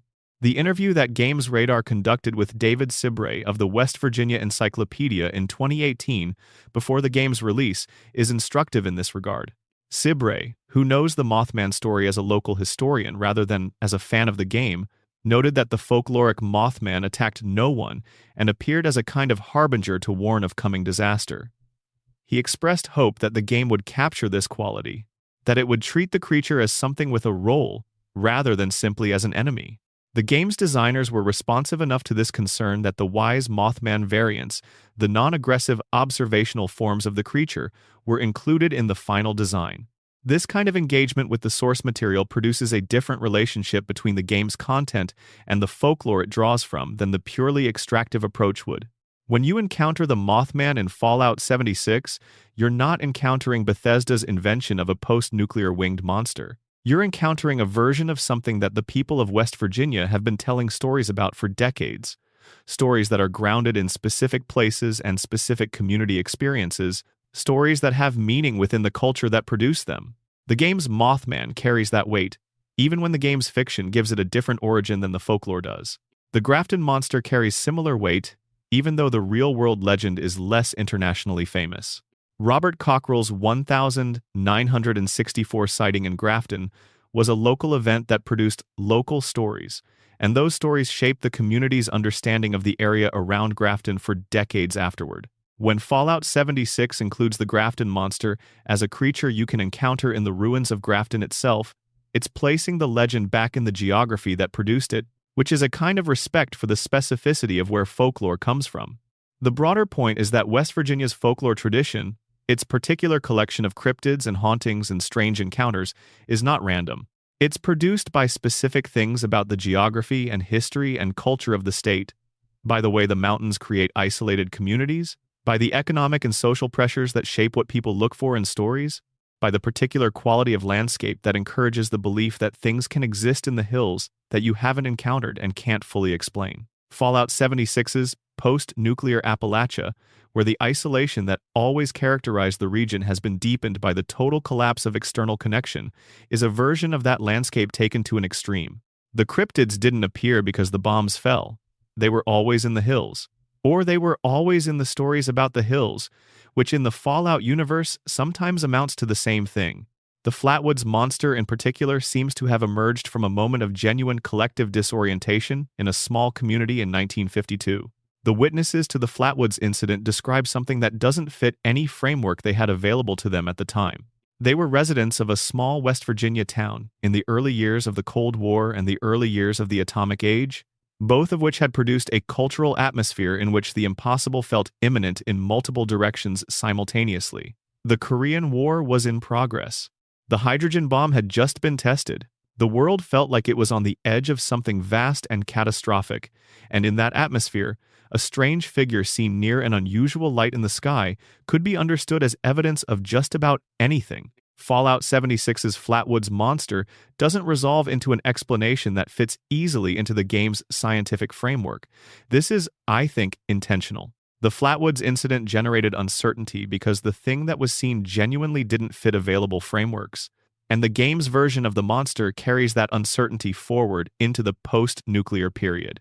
It exists in the game as something that the available explanations don't quite cover, which is exactly the right treatment for a piece of folklore that itself arose from a genuinely inexplicable encounter.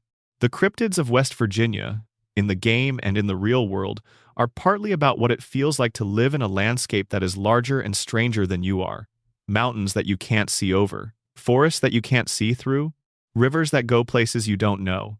The specific humility of geography, the way that certain terrains enforce the acknowledgement that you are small relative to your surroundings, produces a particular kind of story.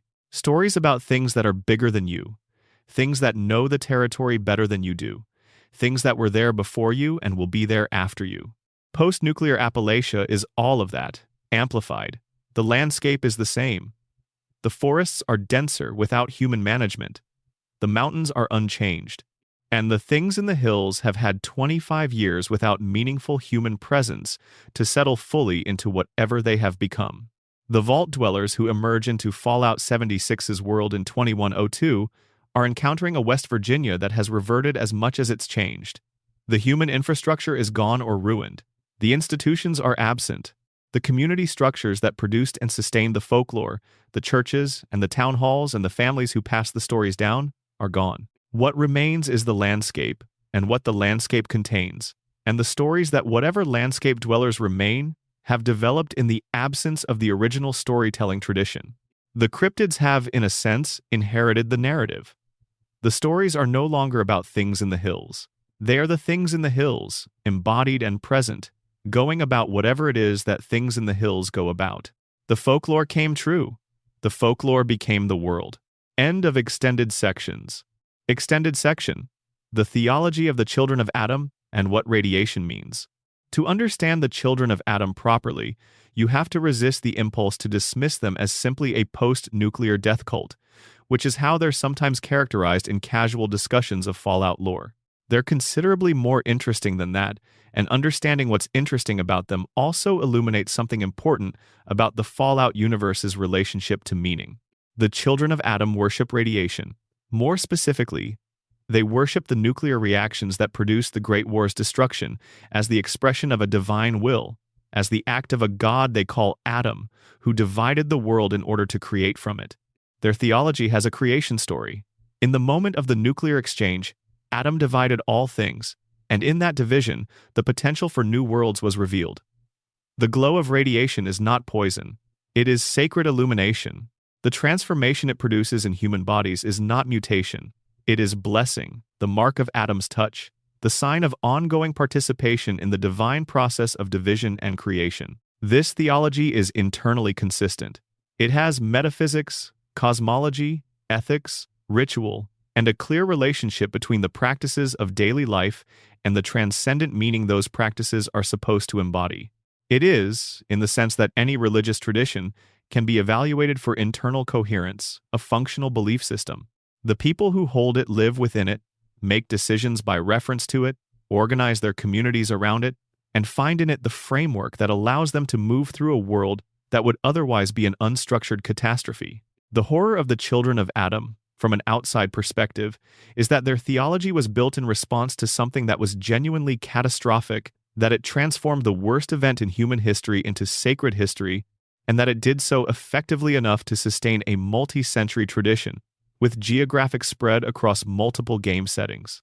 The theology works as a mechanism for finding meaning in an otherwise meaningless catastrophe, for transforming the total negation of the pre-war world into the affirmative act of a divine will. It works. It produces communities. It produces rituals. It produces people who get up in the morning and do things, and feel that those things matter. Whether this makes the children of Adam sympathetic or simply more disturbing is a question the games explore differently in different entries. Fallout 3 presents them in Megaton, centered on an unexploded nuclear bomb in the middle of the town, worshipping in the presence of the thing that could destroy them and finding holiness in that proximity. Fallout 4 extends the tradition considerably, presenting the children of Adam in multiple locations with different emphases, including the nucleus in Far Harbor, where a more extremist branch has possession of actual nuclear weapons and believes their use would be an act of devotion. Fallout 76 shows them in Appalachia before the traditions had fully solidified, when the theology was still being articulated and the community was still working out what it believed. The Far Harbor version is the most genuinely unsettling, because the extremist position within the Children of Adam's theology, the position that more nuclear detonations would be more acts of divine grace, would constitute the completion of a sacred project rather than the perpetuation of a human atrocity, is not obviously logically inconsistent with the theology's premises. If the original bombs were Adam's act of divine division, why would more bombs be anything other than more of the same? The moderation that most of the children of Adam express, the limitation of their worship to existing radiation, rather than the production of new nuclear events, is not demanded by the theology's logic. It's a practical and ethical constraint that has been grafted onto the theological framework without full internal justification. The nucleus's willingness to cross that line, to use the submarine's missiles as an act of devotion, is the extremist position made coherent within its own framework. It's horrifying from outside. From inside, from the perspective of someone who genuinely believes the theology and follows its logic honestly, it makes a terrible kind of sense. What the children of Adam represent, across the games, is the human capacity to find meaning in anything, even in total catastrophe, even in the destruction of everything that previously provided meaning. The bombs didn't just destroy the pre-war world. They destroyed the frameworks within which the pre-war world was meaningful, and the people who survived had to build new frameworks from whatever they could find in the rubble. The children of Adam built theirs from the bomb itself. They decided that the destruction was not the negation of meaning, but the beginning of it, and they built a tradition sophisticated enough to sustain that decision across generations. This is, in a certain light, remarkable, and it is, in every light, completely terrifying. The question of who founded this tradition, who was the first person to look at the nuclear devastation and articulate the theology that made it sacred rather than simply ending, remains one of Fallout's most tantalizing unanswered mysteries. Not because the theology is difficult to invent, given what was available to invent it from, but because the person who did it must have been in a very specific state of mind, at a very specific moment, in a very specific relationship to both the destruction and to some prior religious tradition that the new theology would have had to displace or incorporate. That person's story would be one of the most extraordinary stories in the Fallout universe, and it has never been told.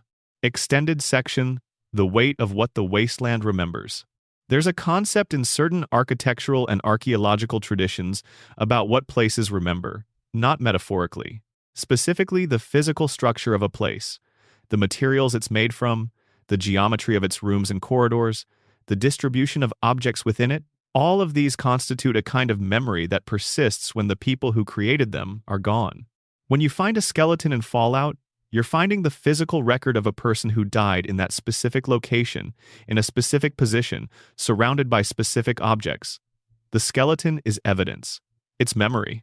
The position of the skeleton, whether it's at a desk or on a bed or in a corridor or curled against a wall, tells you something about the moments before the person died. The objects around them tell you something about who they were and what they were doing.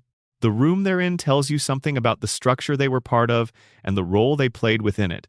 This is the Fallout franchise's most fundamental storytelling technique, and it's one that the games have refined across 30 years of practice into something genuinely sophisticated. The ability to reconstruct a narrative from physical evidence, to read a location as a document, to understand that the placement of every object in the game world was a choice that encodes information about the story being told, is the skill that the franchise's best locations most consistently reward. Vault 11's coffee mug is the distillation of this technique. It doesn't tell you anything direct. It tells you that someone was there long enough, or came there regularly enough, or had the specific need for the specific comfort of a warm drink in that specific terrible room, that the mug made it into the room and then stayed. That's all. That's everything. The Dunwich Building's figure partially fused into the stone wall is the same technique applied to a different scale of horror. The figure being there at all is information. The state it's in is information. The fact that it's been there since well before the Great War, that the original explorers of the building found it in that state and documented it, and the company that owned the building left it there without explanation, is information. The information doesn't resolve into a clear narrative. It resolves into a question with a very specific weight. What happened to that person? And the weight of the question is calibrated by the nature of the evidence. Not a skeleton, not a human shape that the mind can process as post-mortem. Something in between. Something that the mind doesn't have a clean category for. The ghost people of the Sierra Madre are the same technique extended across an entire group of people across a 200-year span. They were construction workers. They were in the building when the cloud formed. The suits fused to them. They became what they are through a process that started with ordinary industrial employment and ended with something that cannot be adequately described in the vocabulary of industrial employment or of anything ordinary. And they are still there, in the place where they worked, doing something with the purposeful quality of work without the legible purpose of it. They remember the building, not consciously, in the way that a body remembers the motions it repeated for years, the way that habit runs in the muscles. They move through the Sierra Madre with the confidence of people who know where they are, who don't need to search for paths because the paths are already in them.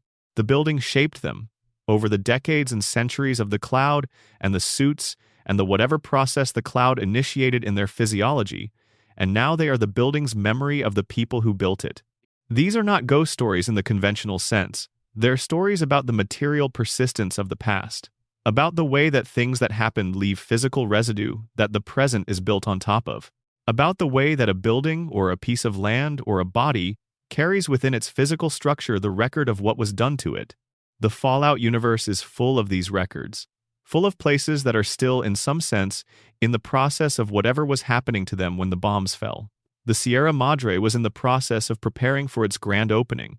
Vault 11 was in the process of dismantling its own population. The Dunwich building was in the process of the excavation that its owners had been pursuing for generations. These processes didn't stop when the bombs fell. They continued, in the absence of the human management that had been directing them, according to whatever logic the processes themselves followed once the people were no longer there to adjust or interrupt them. The wasteland is full of processes that started before the war and have been continuing, uninterrupted, through 2 centuries of post-nuclear history. Some of them are biological, the mutated fauna continuing to evolve in the altered environment. Some of them are technological, the robots continuing to carry out their last instructions. Some of them are social, the cults and communities built around pre-war ideologies continuing to maintain those ideologies in new contexts. And some of them are stranger, the processes that the Dunwich locations represent, the processes that continue in spaces that were never primarily human to begin with, that the presence of human civilization was always just an interruption of something that was happening at a different pace and on a different scale. The bombs cleared the interruption away, and whatever was happening before is still happening, in the deep places and the dark corners, patient and unhurried and entirely uninterested in how much time has passed. Final extended section. The silence between games. There's one more kind of mystery in the Fallout universe that deserves attention, and it's the most personal kind. The mystery of your own character. Every Fallout protagonist is, to some degree, a blank. The Vault Dweller in Fallout 1, the Chosen One in Fallout 2, the Lone Wanderer in Fallout 3, the Courier in New Vegas, the Sole Survivor in Fallout 4, the Vault Dwellers who emerge into Appalachia in Fallout 76. All of them have backstory context provided by the game, and all of them are ultimately vessels for the player's choices, which means the specific person they become in any given playthrough is never fully determined by the game's fiction. But here's the thing about those blank protagonists in the context of the franchise's mysteries. They're the people who find the coffee mug. They're the people who descend into the Dunwich borers and have the visions. They're the people who walk into Point Lookout and feel the weight of it. They're the people who encounter the mysterious stranger and then watch him vanish before they can ask the question they're suddenly, desperately, unable to stop themselves from wanting to ask. The protagonist's experience of these mysteries is never documented after the fact. You don't get, at the end of any Fallout game, a summary of what your character thought about the Dunwich obelisk. You don't get to know whether the Lone Wanderer, after finding the submerged altar at the bottom of the Dunwich building, ever went back. Whether the Sole Survivor, after meeting Lorenzo Cabot and making whatever choice they made about his fate, ever found anyone to talk to about what they'd learned. The protagonists of Fallout games carry with them, after everything they've done and seen, a set of experiences that are genuinely extraordinary and that they navigate entirely alone. There's no therapist in Diamond City specializing in the specific post-traumatic stress produced by descending into locations where eldritch entities have been worshipped for millennia. There's no support group for people who've talked to the ghost of a Victorian archaeologist imprisoned by his own family for 4 centuries. There's no community of practice for people who've watched a man in a trench coat fire a gun at impossible odds and vanish before you could see his face clearly. You carry these things with you through the rest of your playthrough, integrated into whatever story you're in the process of telling about your character's existence in the wasteland. And they become part of how your character understands the world. A little more alert to what might be underneath things, a little more comfortable with questions that don't resolve, a little less certain that the rational explanation is always the complete one. This is ultimately what the Fallout franchise does to you as a player. It doesn't just show you a world. It gives you the experience of inhabiting a world where the strangeness is real, where the things that seem too strange to be true are sometimes genuinely true and sometimes not, and you don't always get to know which, and where the appropriate response to that uncertainty is not paralysis but continued movement, continued engagement, continued curiosity about what the next dark corner or the next ruin or the next terminal entry might contain. The mysteries don't end when you put the game down. They stay with you. You think about the coffee mug in odd moments. You think about the mysterious stranger appearing exactly when he does, and you wonder, again, what he is. You walk through a real-world location that has the specific atmospheric quality of a Fallout wasteland, an abandoned industrial site, a deserted parking structure, a building mid-demolition, and the Fallout-trained eye finds the story in it. The skeleton at the desk, the record on the floor, the door that shouldn't be locked from the inside. The franchise has given you a way of reading the world that extends past its own edges. That's the best thing any story can do. Change the relationship between the reader and the world they live in. Make them more attentive, more curious, more comfortable with uncertainty, more interested in the question than in the answer. The wasteland is waiting. It always is. And you know how to move through it now. End of script. Estimated reading time at 130 words per minute. Approximately 3 hours and 20 minutes. Total word count, approximately 32,000 words. Supplemental the smaller mysteries that never stop. While the grand mysteries of the Fallout universe tend to draw the most sustained attention, the franchise's world is also full of smaller, more intimate mysteries that accumulate into something equally important. The sense that every corner of the wasteland has a story, and that most of those stories are permanently incomplete. There are the holotapes. The Fallout series uses recorded audio logs more than almost any other franchise, and what makes the best of them work is the same quality that makes the Vault 11 coffee mug work. They stop before they're finished. Not because the person recording them ran out of things to say, because something happened that prevented them from finishing. A door opened, an alarm sounded. A sound was heard that they didn't want to document, and the recording device kept recording empty room, empty corridor, the absence of the person who had been filling the space with their voice. There's a holotape in Fallout 3 recorded by a woman named Sandra Lev, found in a location called Hallowed Moors Cemetery. It describes, in fragmentary and increasingly frightened language, something she's found in the cemetery that she can't explain. It's one of the shorter ambient recordings in the game. It ends before she gets to the part where she either explains what she found, or escapes from it, or doesn't. She's just gone from the recording, mid-thought, and the cemetery sits there with her absence in it and whatever she found still in the ground. There are the names in Fallout 4's settlement buildings, scratched into surfaces by people who wanted to record that they'd been there. Not dates, not reasons, just names. The specific human impulse, which predates written language and persists past the end of civilization apparently, to leave evidence that you existed in this specific place. The names don't correspond to any quest, any NPC, any documented character in the game. They are just names in the walls of buildings that no longer have anyone in them. People who were there and wanted it known, and who are now somewhere else or nowhere. There are the pre-war newspapers that you find throughout Fallout 3 and Fallout 4, reporting on events from the weeks and months before the bombs fell. The headlines describe a world in crisis, resource wars escalating, China and America in direct conflict, the social order fraying at edges that most of the population was still pretending were solid. But the tone of the newspapers is still the measured, professional tone of institutions that haven't yet accepted that the institutions are about to end. The newspapers were still printing. The journalists were still filing. The advertisers were still buying space. Right up until the day there was no more paper to print on.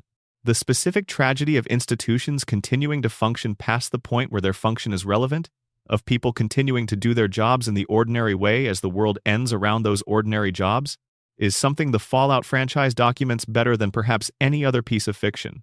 The newspapers, the robots still maintaining facilities, the automated voices of vaults still playing recorded announcements to empty corridors, the radio stations in Fallout 3 and 4 still broadcasting, still playing music, still delivering news updates about events that happened 2 centuries ago, because nobody programmed them to stop and nothing has been capable of stopping them.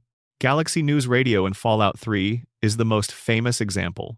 3 Dog, broadcasting from what used to be the Washington, D.C. area, delivering news and commentary and music to the Capital Wasteland.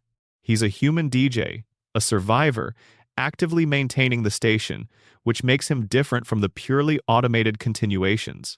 But the music he plays, the pre-war recordings that make up most of his playlist, those songs are 200 years old and they still play over the airwaves of a ruined city. Songs that were written and recorded in a world that no longer exists, playing for people living in the aftermath of that world's end, carrying within them the entire emotional texture of something that is genuinely gone. There's something about pre-war music playing in the post-war wasteland that the franchise has understood from the beginning to be one of its most powerful atmospheric tools.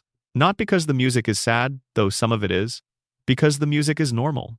It's the sound of an ordinary world, an ordinary culture, ordinary people with ordinary concerns expressed in the ordinary art form of their time.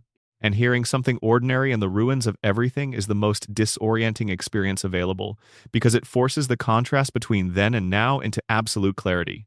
The Ink Spots, Billie Holiday, Ella Fitzgerald, songs about love and heartbreak and the small dramas of daily life, playing on a Pip-Boy radio while you walk through ruins. The juxtaposition is not accidental. It is, in fact, the entire point. The music says, this was a world where people had time for love songs. And now it isn't, and the love songs are still playing. These smaller mysteries, the incomplete holotapes, and the names scratched in walls, and the music playing in the ruins, are the texture of the wasteland, rather than its major features. They're what makes it feel inhabited even when it isn't, what gives it the specific weight of a place where something real happened, rather than a game environment designed for mechanical engagement. The best Fallout locations make you feel like an archaeologist who has arrived at a site that has been waiting for this exact analysis. Every object has a reason for being where it is. Every arrangement encodes something. Every bit of environmental detail is a word in a sentence that describes something that happened to real people in this place. And the sentence is never complete, because the people who could have completed it are gone, and the objects they left behind can only tell you so much, and the silence where the rest of the sentence should be is its own kind of information. The wasteland is full of incomplete sentences, full of stories that stopped but didn't end, full of the specific gravity of things that were left before they were finished, that continue to exert their pull on anyone who comes close enough to feel it. That's what 3 hours in the Fallout universe at the dark of the night leaves you with. Not answers. The comfortable weight of good questions. The specific satisfaction of a mystery that is being held, not solved. The knowledge that the wasteland has more in it than any single playthrough can find, more than any single script can cover, more than any single night of careful listening can accommodate. And the patience to know that's exactly right. Script complete. One more thing. The Fallout universe's relationship to hope? There is a persistent conversation in the Fallout community about whether the series is pessimistic or optimistic about humanity's prospects. And I want to spend a few minutes here at the end adding one more dimension to everything we've talked about tonight, because it relates directly to why the mysteries matter. The surface argument for pessimism is obvious. The Great War happened because humanity couldn't manage its worst impulses. The vaults confirm that humanity, given institutional permission, will do terrible things to each other. The factions that survived the war and the post-war period have mostly reproduced the same patterns of violence and exploitation that characterized the pre-war world. 200 years on, the basic situation is, there are people with power and people without. The people with power are often using it badly, and the horizon is not obviously closer than it was a century ago. But the surface argument for optimism is equally present if you look at a different level. The settlements that survive and grow, the communities that form around some kind of shared commitment to each other, the individuals who choose, at significant cost, to act in ways that benefit people they don't know. The Fallout universe has as many of these as it has horrors, and the games consistently reward the player for engaging with them. The mysteries we've talked about tonight sit, interestingly, in a space between those two arguments. They are not evidence for pessimism in the way that the vaults are. They're not human-scale failures of human institutions. They're older and stranger than that. The Dunwich entity predates human civilization. The mysterious stranger operates by rules that human frameworks can't account for. The ghosts in the series represent a force that exists outside the logic of human consequence. The cryptids of West Virginia are the products of both human experimentation and something much older. And the way the games present these mysteries is, if you read it carefully, not bleak. The mysteries are still there. The things below the surface are still below the surface. But the people in the games, the survivors and the settlers and the wanderers, are still above the surface, still moving through a world that contains these things, still building something, still choosing how to respond to what they encounter. Dunwich doesn't stop them. The mysterious stranger doesn't replace their agency. Anna Winslow's ghost doesn't prevent the den from functioning as a community, however rough a community it might be. The mysteries are not the wasteland's final word on what the world is. They're part of its texture. They're part of what makes the world the specific world it is. Post-nuclear and strange and full of things that resist explanation. But the people in that world, including you when you're playing, are not defined by the mysteries. They're defined by what they do in the presence of them. The coffee mug in the sacrificial chamber is not just evidence of a person who was going to die. It's evidence of a person who decided, in the face of that, to carry a coffee mug. To have the specific, ordinary comfort of something familiar in an unfamiliar and terrible situation. To assert, through the smallest possible act, that the small and ordinary things still mattered even when the large and terrible things were unavoidable. That gesture, that insistence on the ordinary in the face of the extraordinary, is what Fallout is about at its deepest level. Not the bombs, not the factions, not even the mysteries, though the mysteries are where the depth lives. It's about the coffee mug. It's about the name scratched in the wall. It's about the holotape that starts recording before anyone has figured out what they want to say and stops before they've said it, leaving an incomplete message that somehow says everything. The wasteland is not a place where human beings have been defeated. It's a place where they're still trying, in all the ways they've ever tried, with all the limitations they've always had, against a backdrop that is more extreme than anything that came before. And that's what you're going to dream about tonight, if you dream at all. The coffee mug, the guitar sting, the ghost at midnight, the stone below the quarry, the voice still singing in an empty casino. Sleep well.